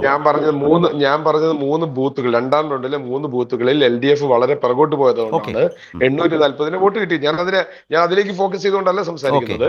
അപ്പൊ അൻവർ എടുത്തു കൊണ്ടുപോയ വോട്ട് അത് ഈ ഭരണവിരുദ്ധ വികാരത്തിന്റെ വോട്ടാണ് എന്ന കാര്യം ഉറപ്പല്ലേ? അല്ല, അങ്ങനെയാണെങ്കിൽ അതിന്റെ നേരവകാശികളാകേണ്ടത് UDF അല്ലേ? അതാണ് എന്റെ ചോദ്യം. അല്ല, അവിടെയാണ് UDF വോട്ട് ചെയ്യാൻ ആഗ്രഹിക്കാത്ത, എന്നാൽ അൻവറിന് വോട്ട് ചെയ്യാൻ ആഗ്രഹിക്കുന്ന ഇടതുപക്ഷത്തിൽപ്പെട്ട ആളുകൾ അവിടെ വോട്ട് ചെയ്തു. അത് UDF അല്ലേ? സ്വാഭാവികമായും UDF ബാധിച്ചിട്ടില്ല. നോക്കൂ, മൂത്തേടം, വഴിക്കടവ്, എടക്കര, നിങ്ങൾക്ക് നല്ല ലീഡ് തന്ന പഞ്ചായത്തുകൾ, ഇവിടെയെല്ലാം എല്ലാ റൗണ്ടിലും 1000 വോട്ട് മിനിമം വെച്ച് അൻവർ പിടിച്ചു എന്നതിന്റെ അർത്ഥം നിങ്ങൾ ഉന്നയിക്കുന്ന നിലപാടുകൾക്കപ്പുറം നിങ്ങളുടെ വോട്ടുകൾ അൻവറിലേക്ക് പോയില്ലേ? 35 വോട്ട് മാത്രം ലീഡ് ഉണ്ടായിരുന്ന വഴിക്കടവിൽ 1800 ചില്ലാനം വോട്ടിലേക്ക് ആര്യാടൻ ഷൗക്കത്തിന്റെ ലീഡ് വരുന്നു. 1800 വോട്ട് കഴിഞ്ഞ തവണ തെരഞ്ഞെടുപ്പിൽ പ്രകാശ് ചേട്ടന് ലീഡ് ഉണ്ടായിരുന്ന സ്ഥലത്ത് 2000 ചില്ലാനം വോട്ടിലേക്ക് മൂത്തയിടത്ത് ലീഡ് വരുന്നു. നിങ്ങൾ വഴിക്കടവിൽ 2500-3000 വോട്ടാണ് ലീഡ് എക്സ്പെക്ട് ചെയ്തത്. 4000 വരെ. അല്ലെ, ഞാൻ റിയാലിറ്റിയിലേക്ക് അവിടെ നമ്മൾ പറയുമ്പോൾ 1800 വോട്ട് UDF അധികരിച്ച മണ്ഡലമാണ് വഴിക്കടവ്. 600-ലധികം വോട്ടുകൾ അധികരിച്ച മണ്ഡലമാണ്. അത്രേ അധികരിച്ചുള്ളൂ. കാരണം എന്താണ്? അവിടെ അൻവർ, നിജേഷ്, അത്രേ അധികരിച്ചുള്ളൂ എന്ന് താങ്കൾ സമ്മതിച്ചല്ലോ. അതിന്റെ കാരണം എന്താണ്? നിങ്ങൾ പ്രതീക്ഷിച്ചത് ഒരു 4000 വരെ വഴിക്കടവ് ഗ്രാമപഞ്ചായത്തിൽ നിങ്ങൾക്ക് ലീഡ് കിട്ടും. കിട്ടിയില്ല. പകരം എന്താണ്? പകരം അവിടെ അൻവർ വോട്ട് പിടിച്ചു. അതാണ് ഞാൻ പറഞ്ഞത്. നിങ്ങളെക്കാൾ ഭരണവിരുദ്ധ വികാരം ഉണ്ടെങ്കിൽ അങ്ങനെ സംഭവിക്കില്ലല്ലോ. അല്ല, ഇനി ഭരണവിരുദ്ധ മൂത്തേടം പഞ്ചായത്ത് നിങ്ങൾക്കറിയാം. മൂത്തേടം പഞ്ചായത്ത് ഈ തവണ UDF ഭരിക്കുന്നു. തൊട്ട് മുന്നിലത്തെ തവണ LDF ആണ് മൂത്തേടം പഞ്ചായത്ത് ഭരിച്ചത്. നിങ്ങൾ അന്വേഷിക്കേ, ഞാൻ അവിടെ പോയതാ. മുത്തേടം പഞ്ചായത്ത് ഞാനും LDF ആണ് തൊട്ട് മുമ്പിലത്തെ തവണ ഭരിച്ചത്. അപ്പൊ അവിടെ മാറി മറയുന്ന വോട്ട് നിലയുള്ള പ്രദേശങ്ങളാണ് പഴയ. പക്ഷേ കണക്കുകളിൽ അങ്ങനെയല്ല നിജേഷ്. UDF വളരെ വലിയ സ്വാധീനമുള്ള രണ്ടാമത്തെ പഞ്ചായത്തായി നിങ്ങൾ തന്നെ എഴുതി കൂട്ടുന്നതാണ്. ലീഗിന്റെ വലിയ സ്വാധീന കേന്ദ്രമാണ്. സംശയം എന്താ? ഞങ്ങൾ അവിടെ 2000-ലധികം വോട്ടുകൾ പ്രതീക്ഷിച്ചു. ഞങ്ങൾക്ക് 2300 ചില്ലാനം വോട്ട് മൂത്തേടത്ത് കിട്ടി. ഇടയ്ക്കരയിൽ ഞങ്ങൾ 1000 വോട്ട് പ്രതീക്ഷിച്ചു. 1000-ലധികം വോട്ട് ഞങ്ങൾക്ക് കിട്ടി. പിന്നീട് ചുങ്കത്തറയിലേക്ക് വന്നപ്പോൾ ഞങ്ങൾക്ക് ലീഡ് കിട്ടി. കണക്കെടുപ്പല്ലോ ഞാൻ ചോദിച്ചത്. അങ്ങനെയാണെങ്കിൽ അൻവറിന് വോട്ട് കിട്ടരുത്. കിട്ടേണ്ടത് ഷൗക്കത്തിനാണ്. അല്ല, അങ്ങനെയല്ലല്ലോ. ഞങ്ങൾക്ക് വോട്ട് ചെയ്യാത്ത, കാലാകാലമായി ഞങ്ങൾക്ക് വോട്ട് ചെയ്യാത്ത ആളുകൾ ഭരണവിരുദ്ധ വികാരത്തിന് ഒരു സ്പേസ് അൻവറിനെ കാണുന്നു. എന്താ അറിയോ, വോട്ടർമാരുടെ മൈൻഡ് സെറ്റ് നോക്കൂ നിജേഷ്, നോക്കൂ. വോട്ടർമാർക്ക് അറിയാവുന്ന ഒരു കാര്യമുണ്ട്, അൻവർ ജയിക്കാൻ പോകുന്നില്ല. സത്യമാണേ, വോട്ടർമാരുടെ മുമ്പിലുള്ള വളരെ കൃത്യമായ ബോധ്യം എന്താണ്? അൻവർ ജയിക്കില്ല.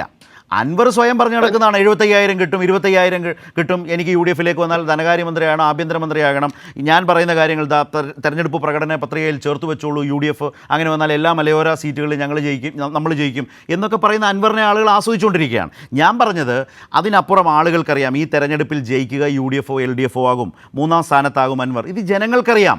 അങ്ങനെ വരുമ്പോൾ ഈ ഒരു ശക്തമായ വികാരം ഉണ്ടെങ്കിൽ ആ വോട്ട് പാഴാക്കാൻ അവർ തയ്യാറാകില്ല എന്നാണ് എൻ്റെ പോയിന്റ്. അത് UDF-ലേക്ക് വരേണ്ടതാണ്. അപ്പൊ അതിനർത്ഥം ആ വികാരം അത്ര ശക്തമായി അങ്ങനെ ഇല്ല എന്നാണ് ഞാൻ വീണ്ടും സ്ട്രെസ് ചെയ്യുന്നത്. ശരത്, ഞങ്ങൾ ചോദിക്കട്ടെ, അൻവർ എന്ന് പറയുന്ന ഒരു വിഷയം വന്ന സമയത്ത് ഞങ്ങളൊരു നിലപാടെടുത്തു. നേരത്തെ ശ്രീ ജേക്കബ് ജോർജ് ചൂണ്ടിക്കാണിച്ച നിലപാട്, ആ നിലപാട് എന്താണ്? VD സതീശൻ എടുത്ത നിലപാട്, UDF സ്ഥാനാർത്ഥിയെ പിന്തുണയ്ക്കുന്ന ആളുകൾക്ക് ഞങ്ങളോടൊപ്പം ചേരാം. അതായിരുന്നു നിലപാട്. പിന്നീട് അൻവർ ഉണ്ടാക്കിയ പൊളിറ്റിക്സിനെയോ തെരഞ്ഞെടുപ്പിനെയോ അതിന്റെ പ്രചരണത്തിനെയോ UDF സ്ഥാനാർത്ഥിക്കെതിരെ പോലും പറഞ്ഞ് ഞങ്ങൾക്ക് വിഷയമല്ല. ഞങ്ങൾ പറഞ്ഞിരിക്കുന്നത് എന്താണ്? ഈ സീറ്റ് LDF 2 തവണയായി ജയിക്കുന്ന കണക്കിലേക്കൊന്നും ഞാൻ പോകുന്നില്ല. നേരത്തെ 46, ഇപ്പോഴത്തെ 41 LDF-ന്റെ സീറ്റ്, 2700 വോട്ടിന് LDF ജയിച്ച സീറ്റ്. ആ സീറ്റ് 11,000 ചില്ലാനം വോട്ടിന് ഞങ്ങൾ തിരിച്ചു പിടിക്കുന്നു എന്ന് പറഞ്ഞാൽ ഈ സർക്കാർ, പിണറായി വിജയൻ 3 ദിവസം ക്യാമ്പ് ചെയ്ത, മന്ത്രിമാർ മണ്ഡലത്തിൽ കയറി വോട്ട് ചോദിച്ച, ഞങ്ങളുടെ ഭരണത്തെ വിലയിരുത്താനുള്ള തെരഞ്ഞെടുപ്പാണ് എന്ന് ധൈര്യപൂർവം പറഞ്ഞ ഇടത്ത് ജനങ്ങൾ ഐക്യ ജനാധിപത്യ മുന്നണിക്ക് വോട്ട് ചെയ്തിട്ടുണ്ട് എങ്കിൽ അത് ഈ സർക്കാരിനെതിരെയുള്ള വിധിയെഴുത്താണ്. അത് നിങ്ങൾ അംഗീകരിച്ചുകൊണ്ട്, അതുകൊണ്ടാണല്ലോ അതിലേക്കൊരു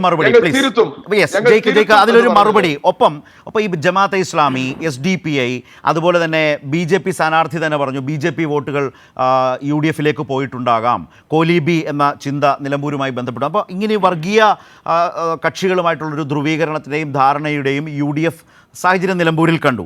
പക്ഷേ ലീഗ് ശക്തമായ മണ്ഡലത്തിൽ, ലീഗിന് മലപ്പുറത്ത് നടക്കുന്ന ഈ കാലത്തെ ഒരു തെരഞ്ഞെടുപ്പിൽ ഒരു തോൽവി ചിന്തിക്കാനേ കഴിയില്ല. നിരന്തരം പ്രതിപക്ഷത്ത് നിൽക്കുന്ന മുസ്ലിം ലീഗ്, അതുതന്നെ കോൺഗ്രസിൻ്റെ ഏറ്റവും വലിയ ധൈര്യം.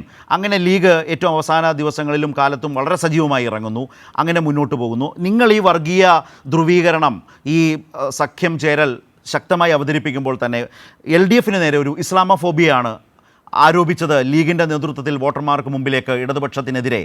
ഈ രൂപത്തിലുള്ള ഒരു നിലമ്പൂർ അത് ശ്രദ്ധിച്ചിട്ടുണ്ടോ? ജനവിധിക്ക് ശേഷം ആ പശ്ചാത്തലത്തെക്കുറിച്ച് കൂടി എന്തു പറയും ജെയ്ക്സി തോമസ്?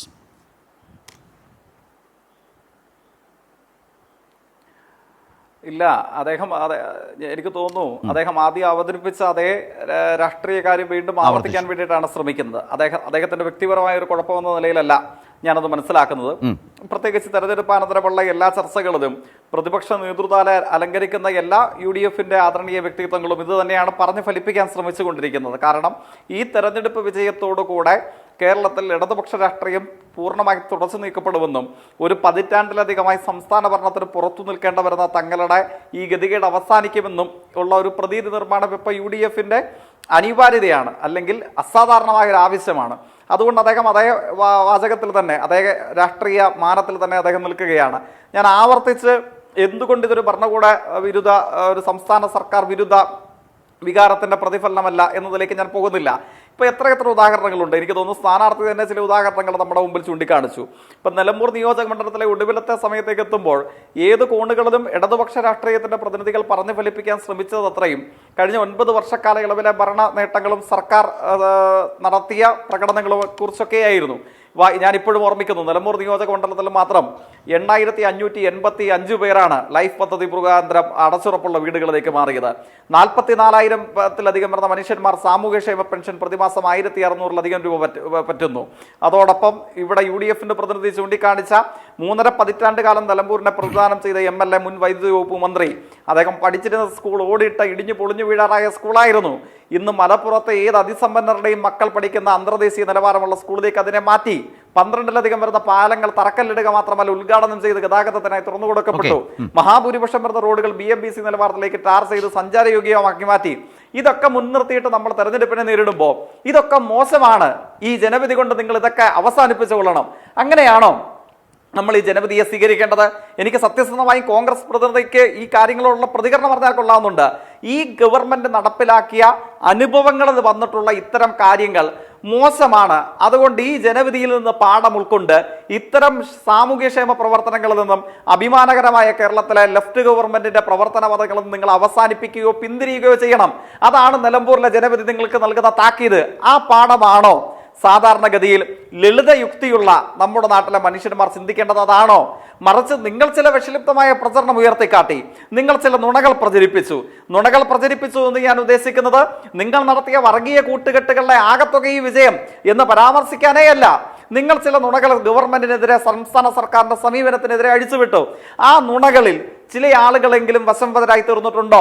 ആരെങ്കിലും തെറ്റിദ്ധരിക്കപ്പെട്ടിട്ടുണ്ടോ? ഉണ്ടെങ്കിൽ നിങ്ങൾ നടത്തിയ നുണപ്രചരണങ്ങളെ ഫലപ്രദമായി നേരിടാൻ ഞങ്ങൾക്ക് കഴിഞ്ഞിട്ടില്ലേ? ഞങ്ങളുടെ ഭാഗത്തുനിന്ന് പോരായ്മ വന്നിട്ടുണ്ടോ? അതിന്റെ ഒരു പരിശോധനയുടെ പാഠപുസ്തകമായി ഈ തെരഞ്ഞെടുപ്പ് ഫലത്തെ ഞങ്ങൾ എടുക്കും, ഒരു സംശയം വേണ്ടതില്ല. വിനയാനിത്തമായ മനസ്സോടുകൂടെ തന്നെ ഈ ഫലത്തെ ഞങ്ങൾ സ്വീകരിക്കും. പക്ഷേ അവിടെയും ഈ വിജയത്തോടുകൂടെ വിജയത്തിന് വേണ്ടി സ്വീകരിക്കുന്ന മാധ്യമ പ്രവർത്തകരായ ആളുകൾ ഇതിനോട് ചേർന്ന് നിൽക്കും, അവരുടെ അഭിപ്രായം പറയുമെന്ന് ഞാൻ കരുതുകയാണ്.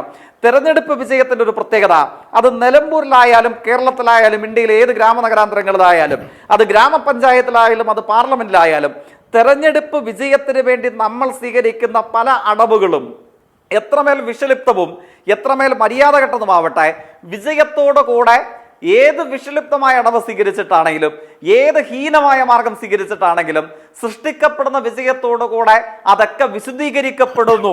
അങ്ങനെ ഒരു പ്രതീതി നിർമ്മാണം കേരളത്തിൽ സംഭവിക്കുന്നുണ്ടോ? നമ്മൾ പരിശോധന നടത്തേണ്ടതുണ്ട്. ഈ തെരഞ്ഞെടുപ്പ് വിജയത്തിന് വേണ്ടി ലക്ഷണമൊത്ത സംഘപരിവാരത്തിന് വിടുപണി ചെയ്യുന്ന ജമാഅത്തെ ഇസ്ലാമി മതനിരപേക്ഷവാദികളാണ് എന്ന സർട്ടിഫിക്കറ്റ് ഇന്ത്യൻ കോൺഗ്രസ് നേതാവായ രാഹുൽ ഗാന്ധിയെ തള്ളിക്കളതുകൊണ്ട് കേരളത്തിന്റെ പ്രതിപക്ഷ നേതാവ് നടത്തുന്നു, അല്ലേ? മാധ്യമപ്രവർത്തകനായ നിങ്ങളുടെ രണ്ടുപേരുടെയും ഓർമ്മയിലുണ്ടാകുമല്ലോ, ഇസ്ലാമിക് ബ്രദർഹുഡിനെ ആരാണ് സമീകരിച്ചത്? RSSുമായി. ഞങ്ങളുടെ നേതാവല്ലല്ലോ, ഇന്ത്യയിലെ പ്രതിപക്ഷ നേതാവ് വയനാട് മുൻ MP അല്ലേ സമീകരിച്ചത്? ആ ഇസ്ലാമിക് ബ്രദർഹുഡിന്റെ കേരളീയ പ്രതീകത്തിന് ലക്ഷണമൊത്തം മതനിരപേക്ഷ രാഷ്ട്രീയത്തിന്റെ സർട്ടിഫിക്കറ്റ് നൽകുകയാണ്. അവരുടെ വോട്ട് 10 വോട്ടാകട്ടെ 1000 വോട്ടാവട്ടെ, ഈ വർഗീയത ഉൽപ്പാദിപ്പിക്കുന്ന വിഷം അണലിയെ പോലെയോ രാജവെമ്പാലയെ പോലെയോ ആവട്ടെ, വിഷമാണെന്ന് തിരിച്ചറിയുകയും അതിനെ തള്ളിക്കളയാനുള്ള ജാഗ്രതയും കേരള രാഷ്ട്രീയത്തിന്റെ പ്രത്യേകതയല്ലായിരുന്നോ? 10 വോട്ട് കിട്ടുമെന്ന് പറയുമ്പോൾ ഏത് വിഷത്തെയും വിശദീകരിക്കാൻ, ഏത് നൃശംസതയെയും പരിശുദ്ധമാക്കിയെടുക്കാനുള്ള ഈ ശ്രമത്തെ നമ്മൾ തള്ളിക്കളയേണ്ടതില്ലേ? അങ്ങനെ കൂടെ ലഭിക്കുന്ന പിന്തുണയല്ലേ ആങ്കർ മുമ്പ് സൂചിപ്പിച്ച 2011 തെരഞ്ഞെടുപ്പിൽ നിന്ന് നിങ്ങൾക്ക് ലഭിച്ച ഈ നേരിയ ഭൂരിപക്ഷം? അത് എന്തുകൊണ്ടുണ്ടായി? എങ്ങനെയുണ്ടായി? അത് നിങ്ങൾക്ക് മാത്രമല്ല നഷ്ടം സംഭവിക്കുന്നത്, അതിന്റെ ആത്യന്തിക ദുരന്തത്തെ ഏറ്റുവാങ്ങാൻ പോകുന്നത് എന്റെയും കോൺഗ്രസ് പ്രതിനിധികളുടെയും ഈ ചർച്ചയിൽ കാണുന്ന മുഴുവൻ ആളുകളുടെയും നാടായ നമ്മുടെ കേരളമാണ്. ഏത് വർഗീയതയുടെ നിശംസതകൾക്കിടയിലും മതനിരപേക്ഷ രാഷ്ട്രീയത്തിന്റെ കൊടിക്കൂറ് ഉയർത്തിപ്പിടിക്കുന്ന കേരളമാണ് നിങ്ങളുടെ ഈ തെറ്റായ സമീപനം മൂലം ദുരന്തം ഏറ്റുവാങ്ങാൻ വേണ്ടി പോകുന്നത്. അങ്ങനെ ഒരു സമീപനം ഈ തെരഞ്ഞെടുപ്പിൽ സ്വീകരിക്കാൻ പാടുണ്ടോ? ഈ ന്യായമായ ചോദ്യങ്ങൾ ചർച്ച ചെയ്യപ്പെടണം. ഞാൻ ഭരണവിരുദ്ധതയെ സംബന്ധിച്ചുള്ള ചോദ്യത്തിന് മറുപടി പറഞ്ഞു. അതോടൊപ്പം ഈ തെരഞ്ഞെടുപ്പിൽ സമീപ അവസരങ്ങൾ UDF സ്വീകരിക്കുന്ന ഈ തെറ്റായ രാഷ്ട്രീയ സമീപനം ഇനിയെങ്കിലും നിങ്ങൾ കൈവിടണം. വിജയത്തോടുകൂടെ അതൊക്കെ വിശദീകരിക്കപ്പെടുന്നു, അതൊക്കെ അനുകരണീയ മാതൃകയാക്കപ്പെടുന്നു എന്നൊരു തെറ്റിദ്ധാരണയും നിങ്ങൾക്ക് ഉണ്ടാവരുത്.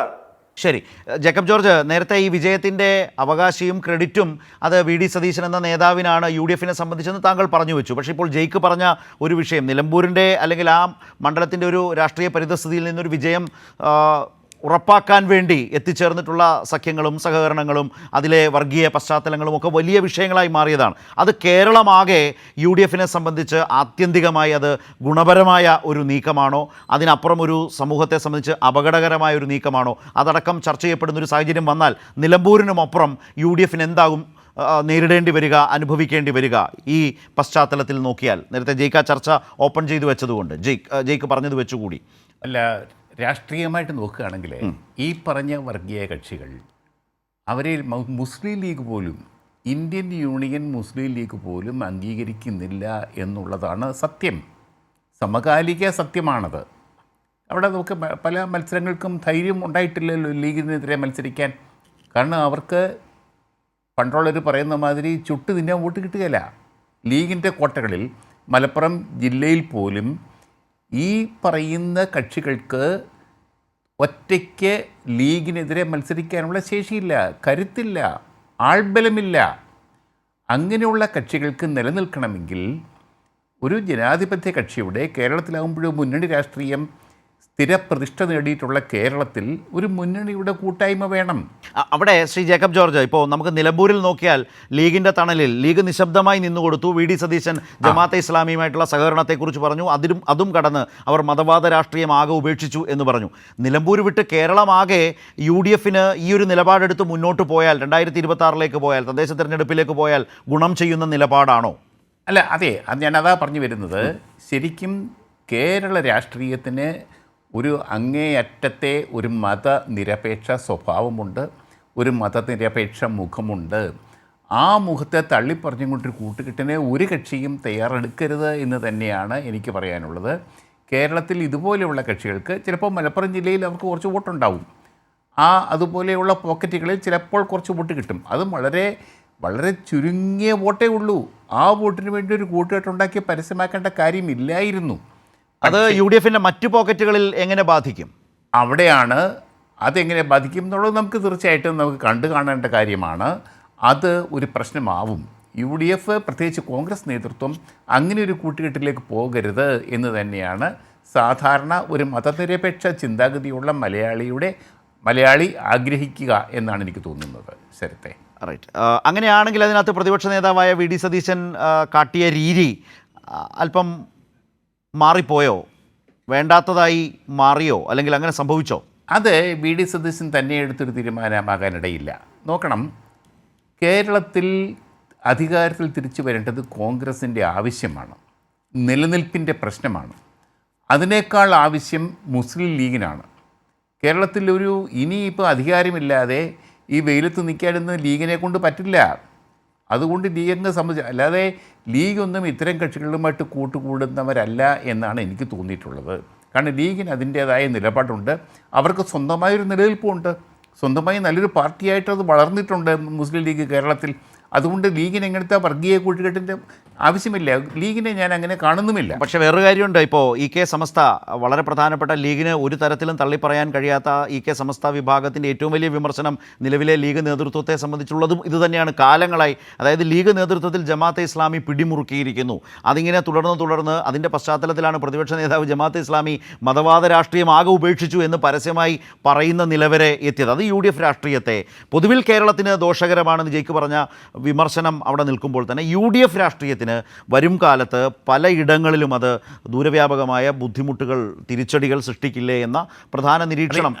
അതെ ശരത്തെ, അതിന് EK സമസ്ത തന്നെ അതിന് ശക്തമായൊരു നിലപാടെടുക്കാനാണ് സാധ്യത. ഈ വരും ദിവസങ്ങളിൽ ലീഗും സമസ്ത നേതൃത്വം തമ്മിൽ നടക്കാൻ പോകുന്ന സംബന്ധങ്ങൾ, വ്യവഹാരങ്ങൾ, സംസാരങ്ങൾ, അതിനകത്ത് ഇതൊരു പ്രധാന വിഷയമാകും എന്ന് തന്നെയാണ്. കാരണം സമസ്തയില്ലാതെ മുസ്ലിം ലീഗിന് ഒരു രാഷ്ട്രീയ നിലനിൽപ്പില്ല എന്ന് തന്നെയാണ് നമുക്ക് മനസ്സിലാക്കാവുന്നത്. ശരി ശ്രീലാൽ, ഇന്ന് ഈ തെരഞ്ഞെടുപ്പിന് ശേഷം വന്ന കോൺഗ്രസ് നേതാക്കളുടെ പ്രതികരണം അത് അല്പം രസകരവുമായിരുന്നു. കാരണം ഈ നിലമ്പൂർ വിജയാഹ്ലാദം ഷെയർ ചെയ്യുന്നതിനേക്കാൾ താല്പര്യത്തോടെ അൻവറിനെ കുറിച്ച് പറയാനാണ് കെ പി സി പ്രസിഡന്റ് ആവട്ടെ, കെ സുധാകരനാകട്ടെ, അതുപോലെ രമേശ് ചെന്നിത്തലയാകട്ടെ, ഇവരെല്ലാവരും. എന്നാൽ അതേ സമയം അതേ മണിക്കൂറിൽ നിശബ്ദനായി മാറി നിൽക്കുകയായിരുന്നു പ്രതിപക്ഷ നേതാവ്. ഇവരുടെയൊക്കെ ആദ്യ വാക്യങ്ങളിൽ തന്നെ അൻവർ എഫക്റ്റ്, അൻവർ ഒപ്പമുള്ളതിനെക്കുറിച്ച്, അല്ലെങ്കിൽ അൻവർ കൂടെ വരേണ്ടത്, ആ വാതിൽ അടഞ്ഞിട്ടില്ല, ആ വാതിലെല്ലാം അടഞ്ഞു കഴിഞ്ഞു എന്ന് പ്രതിപക്ഷ നേതാവും UDF ചെയർമാനുമായ വി ഡി സതീശനാണ് തെരഞ്ഞെടുപ്പിന് മുമ്പ് പറഞ്ഞു വെച്ചത്. ഇന്നത്തെ ഈ പ്രതികരണങ്ങളുടെ ഒരു സൂചന ഏത് നിലയ്ക്കാണ് ശ്രീലാൽ വിലയിരുത്തുന്നത്?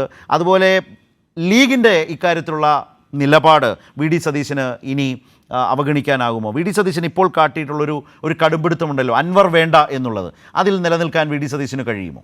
നേരത്തെ അതിലേക്ക് വരുന്നതിന് മുമ്പ് ഞാൻ ഒരു വരി നമ്മൾ നേരത്തെ പറഞ്ഞ ഈ പറയുന്ന ജമാഅത്തെ ഇസ്ലാമി അടക്കമുള്ള പ്രശ്നങ്ങൾ, അതിലേക്ക് ഒരു കാര്യം പറഞ്ഞു പോകാം. ഈ പ്രതിസന്ധി കോൺഗ്രസ് രൂക്ഷമാകാൻ പോവുകയാണ്. ജമാഅത്തെ ഇസ്ലാമിയെ ഈ ഉപതെരഞ്ഞെടുപ്പിൽ സഹായിക്കുന്നതിന് വേണ്ടി കൂടെ കൂട്ടി ജയിക്കാൻ ഉള്ള ഒരു അവസരം ഉണ്ടാക്കാനുള്ള വഴി തുറന്നു വെച്ചു. വി ഡി സതീശൻ്റെ നേതൃത്വത്തിൽ തന്നെയാണ് ആ കാര്യത്തിൽ ചർച്ചകളെല്ലാം ഉണ്ടായത്.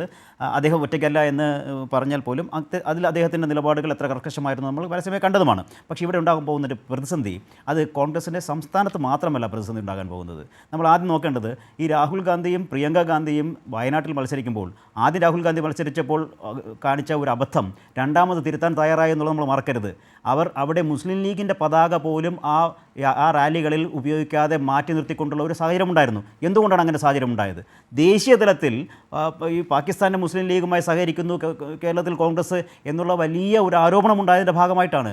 അങ്ങനെയുള്ള ഒരു ആരോപണം നിലനിൽക്കുന്ന സമയത്ത് ഇത്തരത്തിൽ ഇനിയിപ്പോൾ ഈ ഒരു വിഷയം കഴിഞ്ഞ് ഇവരെ മുന്നണിയിലെടുക്കുന്ന ചർച്ചകൾ ഉണ്ടായാൽ പോലും, അങ്ങനെ ഒരു ചർച്ച ഉണ്ടാകുമോ എന്ന് എനിക്കറിയില്ല, അങ്ങനെ ഉണ്ടായാൽ പോലും ദേശീയ തലത്തിൽ കോൺഗ്രസിൻ്റെ നിലനിൽപ്പിനെ എവിടെ കൊണ്ടെത്തിക്കും എന്നുകൂടി ഉള്ള ചിന്തകൾ ഇതിനകത്ത് ഉണ്ടാകണം എന്നുകൂടി ഞാൻ പറയുന്നു. ഇനി ഇക്കാര്യത്തിൽ ശരത്ത് ചോദിച്ചതുപോലെ ഇവിടെ ഉണ്ടാകുന്ന ഈ പ്രശ്നം എങ്ങനെ എത്രമാത്രം ഉറച്ചു നിൽക്കാൻ സാധിക്കും വി ഡി സതീശൻ എന്ന കാര്യം നോക്കൂ. ഈ വോട്ടെടുപ്പ് തുടങ്ങി 1.5 മണിക്കൂറിനുള്ളിലാണ് KPC പ്രസിഡന്റ് പറയുന്നത് വാതിലിൻ്റെ പൂട്ടുണ്ടാക്കുന്നത് തുറക്കാനും അടയ്ക്കാനുമാണ്, വേണമെങ്കിൽ ഞങ്ങൾ തുറക്കുമെന്ന്. അത് കഴിഞ്ഞ് വീണ്ടും 1.5 മണിക്കൂറോട് കഴിഞ്ഞപ്പോൾ അതേ KPCC പ്രസിഡന്റ് തന്നെ വന്ന് പറയുന്നു, അല്ല ഞങ്ങളത് ചിന്തിച്ചിട്ടില്ല എന്ന്. അതും കഴിഞ്ഞ് അരമണിക്കൂർ കൂടി കഴിയുമ്പോഴാണ് ഈ തെരഞ്ഞെടുപ്പ് ഫലം വരികയും അതിനുശേഷം പ്രതിപക്ഷ നേതാവ് മാധ്യമങ്ങൾ കാണുകയും ചെയ്യുന്നത്. അതിന് അദ്ദേഹം പറഞ്ഞ മറുപടി നോ കമൻസ് എന്നാണ്. അദ്ദേഹം ഇത് ആലോചിക്കാമെന്നോ ആലോചിക്കേണ്ട വിഷയമായില്ലെന്നോ ആലോചിക്കേണ്ട സമയമായില്ലെന്നോ അല്ലെങ്കിൽ UDF ഘടകകക്ഷികളും എല്ലാമായി കൂടിയാലോചിച്ച് ചെയ്യുമെന്നോ എന്നൊന്നും അദ്ദേഹം പറഞ്ഞില്ല. No comments. അതായത് for me it's a close chapter എന്ന രീതിയിൽ തന്നെയാണ് അദ്ദേഹം പറഞ്ഞത്. അതിനുശേഷം അദ്ദേഹം മാധ്യമങ്ങൾക്ക് ഒറ്റയ്ക്ക് തനിച്ച് അഭിമുഖം നൽകുമ്പോഴുമല്ല അദ്ദേഹം പറഞ്ഞത് തന്നെയാണ് നോ കമൻസ്. അക്കാര്യത്തിൽ നോ കമൻസ്. ഇപ്പോൾ അതായത് PV അൻവറിനെ തിരിച്ചു കൊണ്ടുവരണമെന്ന് ഉള്ള താല്പര്യം ഇപ്പോഴും വി ഡി സതീശനില്ല. ഇനി ഈ PV അൻവറും അതിനേക്കാൾ വലിയ ബുദ്ധി കാണിക്കുന്നുണ്ട്. അതിനുശേഷം അൻവർ പറഞ്ഞത് എന്താ, ഞാൻ ഇവിടെ ബേപ്പൂരിൽ മത്സരിക്കാൻ തയ്യാറാണ്. അൻവർ ഇപ്പോഴും ഞാൻ അങ്ങോട്ട് വരുന്നു, ഞാനിതാ ഇവിടെ മത്സരിക്കാം എന്ന് അൻവർ ഇപ്പോഴും പഴയതിൽ തന്നെ VS ജോയി മത്സരിക്കണം നിലമ്പൂരിലെന്ന് പറഞ്ഞ് അതേ നിലയിൽ തന്നെ അൻവർ നിൽക്കുന്നത്. ഞാൻ മത്സരിക്കാം, ഞാൻ ബേപ്പൂരിൽ അൻവർ മണ്ഡലം പറയുന്നു. ഇതിലൂടെ അൻവർ പുതിയ കാര്യങ്ങൾ, ഇങ്ങനെയുള്ള അൻവറിനെ ഒപ്പം കൂട്ടി എങ്ങനെ യാത്ര ചെയ്യാനാകും? യാത്ര ചെയ്യാനാകും? എല്ലാവരും ഈ സാഹചര്യങ്ങളെക്കുറിച്ച് സംസാരിക്കുമ്പോൾ ശ്രീലാൽ PC ജോർജിനെ ഓർത്തുപോകും, ജൂനിയർ മാൻഡ്രേക്ക് ഓർത്തുപോകും. UDF ഏത് നിലയിൽ അൻവറിനെ ഹാൻഡിൽ, ഒരുപറ്റം നേതാക്കൾക്ക് അൻവർ കൂടിയേ തീരൂ എന്നൊരു വലിയ പ്രതീതി ഇന്നവർ മറയില്ലാതെ പങ്കുവെച്ചു. എന്നാൽ വി ഡി സതീശൻ്റെ താല്പര്യമില്ലായ്മ ഉണ്ട്. ഇപ്പോൾ വലിയ ചർച്ച നടക്കുന്നുണ്ട്. അക്കാര്യത്തിൽ സതീശനെടുത്ത നിലപാടാണ് ശരിയെന്നൊക്കെ സമൂഹ മാധ്യമങ്ങളിൽ വളരെ ശക്തമായി നിരീക്ഷിക്കുന്ന അഭിപ്രായ പ്രകടനങ്ങളൊക്കെ നമ്മൾ കാണുന്നതാണ്. ഇത് വളരെ ഇൻട്രസ്റ്റിംഗ് ആയിട്ടുള്ളൊരു സിറ്റുവേഷനിലേക്കാണ്. ശരത്ത്, ആ നിലപാടിൽ എത്ര നാൾ ഉറച്ചു നിൽക്കാനാകുമെന്നുള്ളത് നമുക്ക് കാത്തിരുന്ന് കാണേണ്ട കാര്യം. കാരണം ഈ തിരഞ്ഞെടുപ്പ് തുടക്കത്തിൽ അൻവറിനെ ഒഴിവാക്കി നിർത്തുന്നതിൽ വി ഡി സതീശൻ എടുത്ത ഒരു ഉറച്ച നിലപാട്, അത് ഉറച്ച നിലപാട് തന്നെയാണെന്നാണ് ഞാൻ കാണുന്നത്. അതൊരു കോൺഗ്രസ് സ്ഥാനാർത്ഥിയെ UDF സ്ഥാനാർത്ഥിയെ തള്ളിപ്പറഞ്ഞ ഒരാളെ ഒപ്പം കൂട്ടണ്ട എന്ന തീരുമാനം, ഉറച്ച തീരുമാനം, അത് ഒരു ഉറച്ച തീരുമാനമായിട്ട് തന്നെയാണ്. അത് അതിന് മുമ്പ് തുടങ്ങിയല്ലോ. ഷൗക്കത്തിനെ പ്രഖ്യാപിച്ചപ്പോൾ തന്നെ ഇഷ്ടപ്പെട്ടില്ല അൻവറിന് ഷൗക്കത്തിനെ. അതിനുശേഷമാണ് ഷൗക്കത്തിനെതിരെ പറഞ്ഞതൊക്കെ. അപ്പോൾ പോലും അന്ന് ആർക്കൊക്കെ നിലപാട് മാറ്റി പറയേണ്ടി വന്നു? KC വേണുഗോപാലിന് നിലപാട് മാറ്റി പറയേണ്ടി വന്നു. അതുപോലെ രമേശ് ചെന്നിത്തലയ്ക്ക് നിലപാട് മാറ്റി പറയേണ്ടി വന്നു. അന്നത്തെ മുൻ KPC പ്രസിഡന്റ് നിലപാട് മാറ്റി പറയേണ്ടി വന്നു. എന്തിന് PK കുഞ്ഞാലിക്കുട്ടിക്ക് വരെയും നിലപാട് മാറ്റി പറയേണ്ടി വന്നു. അവരെല്ലാവരും അന്ന് അൻവറിനൊപ്പമായിരുന്നു. ഇന്നിപ്പോൾ അവരെ മാറ്റി നിർത്തിക്കൊണ്ട് എങ്ങനെ വി ഡി സതീശന് എത്രത്തോളം പിടിച്ചു നിൽക്കാനാകും എന്നുള്ളത് വരും ദിവസങ്ങളിൽ കാണേണ്ട കാര്യം. പക്ഷേ എന്തായാലും ശരി, പി വി അൻവറിനെ ഒപ്പം കൂട്ടിക്കഴിഞ്ഞാൽ ഞാൻ പറഞ്ഞതുപോലെ അൻവറിനെ ഒതുക്കി കൈകാര്യം ചെയ്ത് കൊണ്ടുപോകുക അത്ര എളുപ്പമാകില്ല. അൻവർ ഇപ്പോഴേ മണ്ഡലം പറഞ്ഞു കഴിഞ്ഞു. ആ മണ്ഡലത്തിൽ അൻവർ ഒരു പടി കൂടെ നീട്ടിയറിഞ്ഞു. ഞാൻ മരുമോനെതിരെ അതൊരു വികാരം ഉണ്ടാക്കലാണ്. അൻവർ വളരെ ബുദ്ധിപൂർവ്വം കളിക്കുന്ന ഒരു കളിയാണത്. ഒരു വികാരം ഉണ്ടാക്കുന്നു, മുഖ്യമന്ത്രിക്കെതിരെ അല്ലെങ്കിൽ മുഖ്യമന്ത്രി മരുമകനെതിരെ എന്ന് പറഞ്ഞൊരു ഒരു വടിയിട്ട് ആ വടി യു ഡി എഫിനെ കൊണ്ട് അതായത് യു ഡി എഫിനകത്തെ മാർക്സിസ്റ്റ് വിരുദ്ധ രാഷ്ട്രീയത്തെ കോൺഗ്രസ്സുകാരേക്കാൾ നന്നായി അല്ലെങ്കിൽ വി ഡി സതീശനേക്കാൾ നന്നായി ഹാൻഡിൽ ചെയ്യാൻ തനിക്കറിയാമെന്ന് അവർക്ക് മുമ്പിൽ തെളിയിക്കാനുള്ള അൻവറിന്റെ ഒരു പുതിയ അഭ്യാസമാണ് നടന്നു വരുന്നത്. ഇത്രയും വലിയൊരു ഒരു ഓഫർ എന്ന് പറഞ്ഞ് മുന്നോട്ട് വയ്ക്കുമ്പോൾ അത് തള്ളിക്കളയുക എളുപ്പമല്ല. അതൊരു കൊളുത്താണ്. ആ കൊളുത്തിട്ട് പിടിക്കുക എന്നുള്ള രീതി അൻവറിന് അങ്ങനെ തന്നെയാണ് അൻവർ ചെയ്യാൻ പോകുന്നതും അത് തന്നെയാണ് ഇനിയിപ്പോൾ മുന്നോട്ട് കാണാൻ പോകുന്നതും. നിജേഷ്, ഇതിലെ അടുത്തൊരു പ്രശ്നം ഈ തെരഞ്ഞെടുപ്പിന് ശേഷം ഇപ്പോൾ ചർച്ച ചെയ്ത ഈ വിഷയത്തിൽ കൂടിയുള്ളൊരു യു ഡി എഫിൻ്റെ പ്രതികരണം അറിയാൻ താല്പര്യമുണ്ട്. അൻവറിനെ എങ്ങനെയാണ് നിങ്ങൾ ഇനി ഹാൻഡിൽ ചെയ്ത് മുന്നോട്ട് കൊണ്ടുപോവുക? കാരണം അൻവറിൻ്റെ ശൈലിക്കും ഈ രീതിക്കും ഒന്നും ഒരു മാറ്റവും ഉണ്ടാകാൻ പോകുന്നില്ല. അതിനോടാണ് കടുത്ത വിയോജിപ്പുമായി നിങ്ങൾ അകറ്റി നിർത്തിയത്, വേണ്ട എന്ന് പറഞ്ഞാൽ വാതിലടച്ചത്. അതിൽ വളരെ സ്പഷ്ടമായി ശക്തമായി മുന്നിൽ നിന്നത് പ്രതിപക്ഷ നേതാവ് തന്നെയാണ്. പൊതു തീരുമാനമാണെന്ന് തന്നെ ഇരിക്കട്ടെ. പക്ഷേ ഇപ്പോൾ അങ്ങനെ ഒരു നിലപാട് നിൽക്കെ പ്രതിപക്ഷ നേതാവ് അക്കാര്യത്തിൽ യു ഡി എഫ് ചെയർമാൻ എന്തെങ്കിലും ഒരു നിലപാടോ അഭിപ്രായമോ ഇന്ന് പറയുന്നതിന് മുൻപ് തന്നെ K P C C president ഇക്കാര്യത്തിൽ അഭിപ്രായം പറയുന്നു, വ്യത്യസ്തമായ അഭിപ്രായം പറയുന്നു, രമേശ് ചെന്നിത്തല അഭിപ്രായം പറയുന്നു, K Sudhakaran K P C president അഭിപ്രായം പറയുന്നു. ഇവരൊക്കെ തുറന്നു വെക്കുന്നത് അൻവറിനോടുള്ളൊരു താല്പര്യമാണ്. അപ്പോൾ അതാണ് ഞാൻ ചോദിച്ചത്, ഇനിയുള്ള തുടർന്ന് അങ്ങോട്ടുള്ള നാളുകളിൽ എങ്ങനെ അൻവറിനെ അക്കോമഡേറ്റ് ചെയ്ത് ഏത് തരത്തിൽ മുന്നോട്ട് കൊണ്ടുപോകും? ഏതാണ്ട് ആ ഒരു കാര്യം യാഥാർത്ഥ്യമാകാൻ പോകുന്നു എന്നുള്ള കാര്യത്തിൽ സംശയമൊന്നുമില്ല. ആ രീതിയിലാണ് നേതാക്കൾ അതേക്കുറിച്ച് പറഞ്ഞത്. ലീഗിനും താല്പര്യമുണ്ട്. അപ്പോൾ എങ്ങനെയാണ് ഇനിയുള്ള കാര്യം? ഒരു കാര്യത്തിൽ ഞാൻ ശരത്തിനെ അഭിനന്ദിക്കുന്നു. കാരണം രാവിലെ മുതൽ ചാനൽ ചർച്ചകളൊക്കെ കണ്ടിരിക്കുന്ന ആളുകൾക്ക് ഹരിയാടൻ ഷൗക്കത്ത് വലിയ ഭൂരിപക്ഷത്തിൽ ജയിച്ചു എന്നൊരു ഫീലിങ്സ് ഉണ്ട്. സ്വാഭാവികമായിട്ടും കൈരളി ചാനൽ കാണുന്ന ആളുകൾക്കും അതുവരെ ഉണ്ടായിരുന്ന ഫീലിങ്സ് ഹരിയാടൻ ഷൗക്കത്ത് ജയിച്ചു എന്നാണ്. പക്ഷെ ഈ കഴിഞ്ഞ ഒരു മണിക്കൂർ ചർച്ച കാണുമ്പോൾ 4 പേരുടെ ചർച്ച, ഏകദേശം ഒരു ചോദ്യം ചോദിക്കാൻ വേണ്ടി 15 മിനിറ്റ് ഇൻട്രഡക്ഷൻ, ഇതെല്ലാം കാണുമ്പോൾ അവർക്കൊക്കെ ഒരു ഫീലിങ്സ് ഉണ്ടാവാൻ സാധ്യതയുണ്ട്. കെ ആർ മീര വന്ന് പറഞ്ഞതുപോലെ, വൈശാഖൻ പറഞ്ഞതുപോലെ, സാംസ്കാരിക നായകന്മാർ ഒന്നടങ്കം വന്ന് നിലമ്പൂരിൽ പറഞ്ഞതുപോലെ, ഞാൻ സ്വരാജിന് വോട്ട് ചെയ്യുമെന്ന് പറഞ്ഞതുപോലെ, എനിക്ക് തന്നെ ഒരു സംശയമുണ്ട് യഥാർത്ഥത്തിൽ ജയിച്ചത് ഇപ്പോൾ സ്വരാജ് ആണോ ഷൗക്കത്താണോ എന്ന്. അങ്ങനെ ഒരു ഫീലിങ്സ് കൈരളിയുടെ പ്രേക്ഷകരുടെ മനസ്സിൽ ഉണ്ടാക്കാൻ ശരത്തിന് സാധിച്ചിട്ടുണ്ട്. ഏതായാലും അത് ഞാൻ നിങ്ങളെ അഭിനന്ദിക്കുകയാണ്. എന്റെ ശരത്തെ എന്തോ കുഴപ്പമുള്ളതുകൊണ്ടാണ്, പ്രേക്ഷകരെ വിട്ടേക്ക്, അവർ നല്ല ധാരണയുള്ളവരാണ്. നിജേഷിന് എന്തോ കുഴപ്പമുള്ളതുകൊണ്ടാണ്. ചോദ്യങ്ങളും വിഷയങ്ങളും അൻവറിനെ നിങ്ങൾ എങ്ങനെ ഹാൻഡിൽ ചെയ്യും, എങ്ങനെ നിങ്ങൾ കൊണ്ടുപോകും, ഇതല്ലേ ചോദ്യം? ഞാൻ ചോദിക്കട്ടെ ശരത്ത്, ഒരു ചോദ്യം എന്നോട് ചോദിക്കാൻ 15 മിനിറ്റ് ഇൻട്രഡക്ഷൻ, അതിൽ നിങ്ങൾ രാഷ്ട്രീയം മുഴുവൻ പറയുന്നു. ഞാൻ അറിയാലും മറുപടി പറയാം സാർ. ഞാൻ വിവിധ തെരഞ്ഞെടുപ്പുകളിലെ കണക്കുകളാണ് നിജേഷിനോട് വെച്ചത്. പിന്നീട് സംസാരിച്ചപ്പോൾ നമ്മൾ ഓരോ റൗണ്ടിലെയും അഭിപ്രായങ്ങളാണ് പരസ്പരം പറഞ്ഞത്. എനിക്കൊരു വൈകാരിക തലമില്ല, ഒരു വൈകാരിക അത് വിട്. തെറ്റിദ്ധരിപ്പിക്കുന്ന കാര്യം പറഞ്ഞാൽ അത് പൂരിപ്പിച്ചും ബോധ്യപ്പെടുത്തി പോകേണ്ടതുകൊണ്ട് ഞാൻ പറഞ്ഞത്. അത് വിട് നിജേഷ്. നിങ്ങൾ റൗണ്ടിനെ കുറിച്ച് പറഞ്ഞപ്പോൾ ഞാനും റൗണ്ടിനെ കുറിച്ച് പറഞ്ഞു. രാവിലെ മുതൽ തെരഞ്ഞെടുപ്പിലെ നമ്മൾ കൈകാര്യം ചെയ്യുന്നത് പറഞ്ഞോളൂ. അല്ല, ഞാൻ ചോദിക്കട്ടെ, ജേക്കബ് ജോർജ് പറഞ്ഞപ്പോഴോ ശ്രീലാൽ പറഞ്ഞപ്പോഴോ ജയിക്ക് പറഞ്ഞപ്പോഴോ ഇടപെടാത്ത ശരത്തിന് എന്റെ ഒരു അവരാരും ഇങ്ങനെയല്ല, അവരോട് സംസാരിച്ചതിന് അവരവരുടെ അഭിപ്രായം പറഞ്ഞു. പക്ഷെ താങ്കൾ പറയാതിരിക്കാനും എന്റെ നേരെ തിരിയാനുമാണ് ശ്രമിച്ചത്. അതുകൊണ്ട് സ്വാഭാവികമായിട്ട് ഞാൻ ശ്രമിച്ചിട്ടില്ല. ഞാൻ പറഞ്ഞല്ലോ, ഞാൻ എന്റെ നല്ല വാക്കല്ലേ പറഞ്ഞു, ഞാൻ അഭിനന്ദിച്ചുകൊണ്ടല്ലേ. നല്ല വാക്കൊക്കെ മനസ്സിലാകില്ലേ? മലയാളികളല്ലേ നമ്മൾ അരിയാഹാരം കഴിക്കുന്നവരല്ലേ? പോക്കറ്റ് വെക്കുന്ന നല്ലത്. ഇനി കാര്യത്തിലേക്ക് വന്നാൽ താങ്കൾക്ക് കൊള്ളാം. അല്ല എനിക്ക് കൊള്ളാവുന്ന പ്രശ്നമൊന്നുമില്ല. ഞാനിത് എന്റെ ഒരു ഫീലിങ്സ് ഞാൻ പറയുന്നത്. രണ്ടാമത്തെ കാര്യം അൻവറിന്റെ കാര്യത്തിൽ ഞങ്ങൾ ആകെ പ്രതിപക്ഷ നേതാവ് 2 കാര്യം പറഞ്ഞിട്ടുള്ളൂ. UDF സ്ഥാനാർത്ഥിയെ അംഗീകരിച്ചാൽ, അദ്ദേഹത്തിന് പിന്തുണ കൊടുത്താൽ നമുക്ക് ആലോചിക്കാം, അത്രേ പറഞ്ഞിട്ടുള്ളൂ. ഇനി അങ്ങോട്ടും പറയുന്ന കാര്യം അത്രയൊക്കെ തന്നെയുള്ളൂ.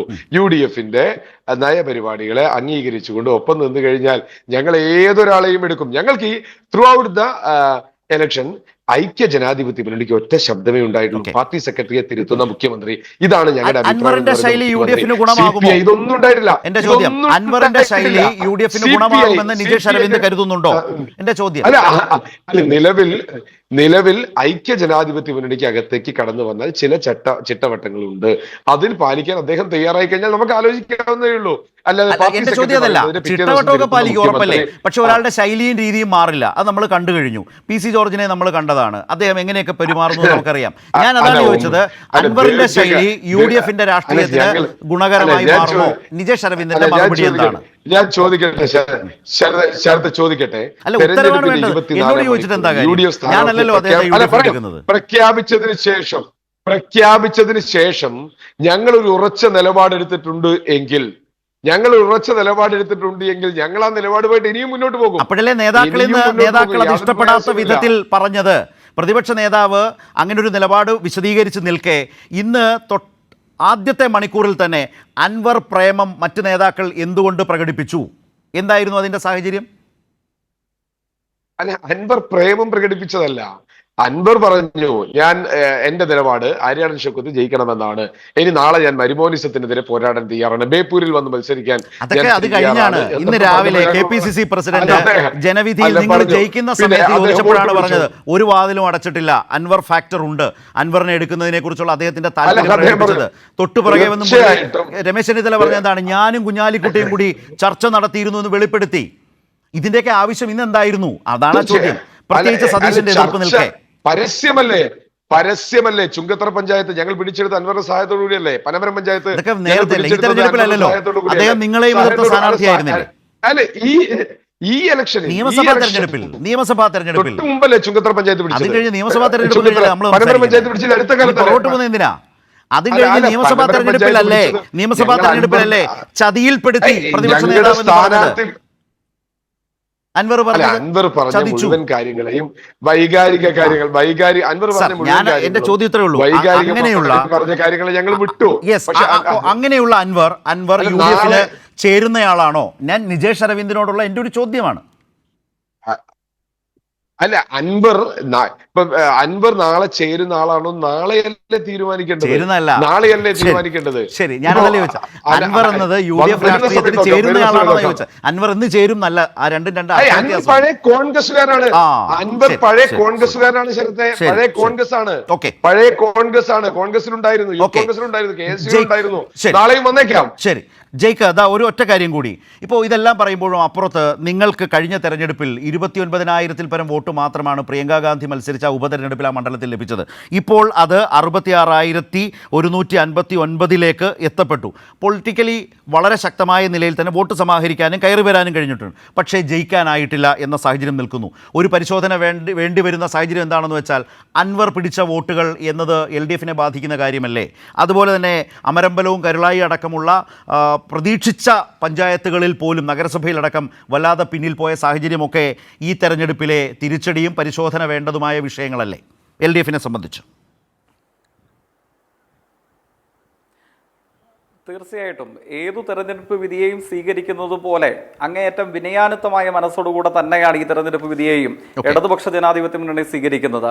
ഏതെങ്കിലും ഒരു വിജയത്തിൽ മതിമറന്ന് ആഹ്ലാദിച്ച് ഇതോടുകൂടെ ഞങ്ങൾ സർവവും കീഴടക്കി എന്ന് പറയുന്നത് പോലെ ഏതെങ്കിലും ഒരു തെരഞ്ഞെടുപ്പിൽ രാഷ്ട്രീയമാകെ അവസാനിച്ചു, ഇനിയൊരു ഭാവിയില്ല എന്ന് തെറ്റിദ്ധരിക്കുന്നത് പോലെയുമല്ല ഇടതുപക്ഷം തെരഞ്ഞെടുപ്പുകളെ സ്വീകരിക്കാറുള്ളത്. നിലമ്പൂർ ഉപതെരഞ്ഞെടുപ്പിന്റെ തെരഞ്ഞെടുപ്പ് വിധിയുടെ പശ്ചാത്തലത്തിൽ ഇടതുപക്ഷ ജനാധിപത്യ മുന്നണിക്ക് ഇടതുപക്ഷ വിരുദ്ധ ദുഷ്ടശക്തികളുടെ ഈ നുണപ്രചരണങ്ങളെ എത്രമാത്രം തുറന്നു കാണിക്കാൻ കഴിഞ്ഞു, സർക്കാർ വികസനോന്മുഖ പ്രവർത്തനങ്ങളെ എത്രമാത്രം ജനങ്ങളിലേക്ക് എത്തിക്കാൻ കഴിഞ്ഞു, പ്രതിപക്ഷത്തിന്റെ നുണധാരകളിൽ വശംവദരായി പോകേണ്ടി വരുന്ന ഒരു അന്തരീക്ഷം അവിടെ ഉണ്ടായിട്ടുണ്ടോ, അതിനെ എങ്ങനെ മറികടക്കാൻ കഴിയും, അങ്ങനെയൊന്നും ഉണ്ടായിട്ടുണ്ടെങ്കിൽ ഇത്യാദി സർവ്വവിധ കാര്യങ്ങളും സകലവിധ കാര്യങ്ങളും തെരഞ്ഞെടുപ്പ് പരാജയത്തിന്റെ പശ്ചാത്തലത്തിൽ നിർബന്ധമായും പുനഃപരിശോധിക്കാനും തിരുത്തേണ്ടതുണ്ടെങ്കിൽ തിരുത്താനും ജനങ്ങൾക്ക് ഈ കാര്യത്തിൽ ഏതെങ്കിലും തരത്തിലുള്ള തെറ്റിദ്ധാരണ ഉണ്ടായിട്ടെങ്കിൽ അതെങ്ങനെ തിരുത്താമെന്നതിനെ സംബന്ധിച്ചുമൊക്കെ സുചിന്തിതവും സുവ്യക്തവുമായ നിലപാടുകൾ സ്വീകരിക്കുമെന്ന കാര്യത്തിൽ ഒരു സംശയവും വേണ്ടതില്ല. അതിനായി തന്നെ ഈ തെരഞ്ഞെടുപ്പ് ഫലം പ്രചോദനപ്രദമാകും. ശരി, ഏതായാലും നിലമ്പൂരിലെ ഈ ഉപതെരഞ്ഞെടുപ്പ് ഫലം വരുമ്പോൾ അത് UDF ആ സീറ്റ് പിടിക്കുമ്പോൾ യഥാർത്ഥത്തിൽ അതിന് ശേഷം വരുന്ന ഈ കാലം രാഷ്ട്രീയമായി ഏറെ കൗതുകമുള്ളതായിരിക്കും. അൻവറിനെയും കൂട്ടി മുന്നോട്ട് പോകുന്ന UDF മാധ്യമ രാഷ്ട്രീയ വാർത്തകളിലെ വളരെ പ്രധാനപ്പെട്ട ഒരു ഐറ്റമായി ഇനമായി മാറാൻ പോകുന്നു എന്ന കാര്യത്തിൽ യാതൊരു സംശയവുമില്ല. മറുഭാഗത്ത് ഇടതുമുന്നണി ആത്മപരിശോധന നടത്തേണ്ടതായ നിരവധി വിഷയങ്ങൾ, ഘടകങ്ങൾ ഈ തോൽവിയുമായി ബന്ധപ്പെട്ട് നിൽക്കുന്നു എന്നത് മറ്റൊരു വിഷയം. അപ്പോൾ ഏതായാലും തെരഞ്ഞെടുപ്പിനു ശേഷമുള്ള കേരള രാഷ്ട്രീയം ഈ തെരഞ്ഞെടുപ്പിൻ്റെ കൂടി പശ്ചാത്തലത്തിൽ കൂടുതൽ സജീവമായി ചർച്ച ചെയ്യാൻ പോകുന്ന ദിവസങ്ങളായിരിക്കും നമ്മുടെ മുമ്പിലേക്ക് ഇനി വരാൻ പോകുന്നത്. ന്യൂസ് ആൻഡ് വ്യൂസ് അവസാനിക്കുന്നു.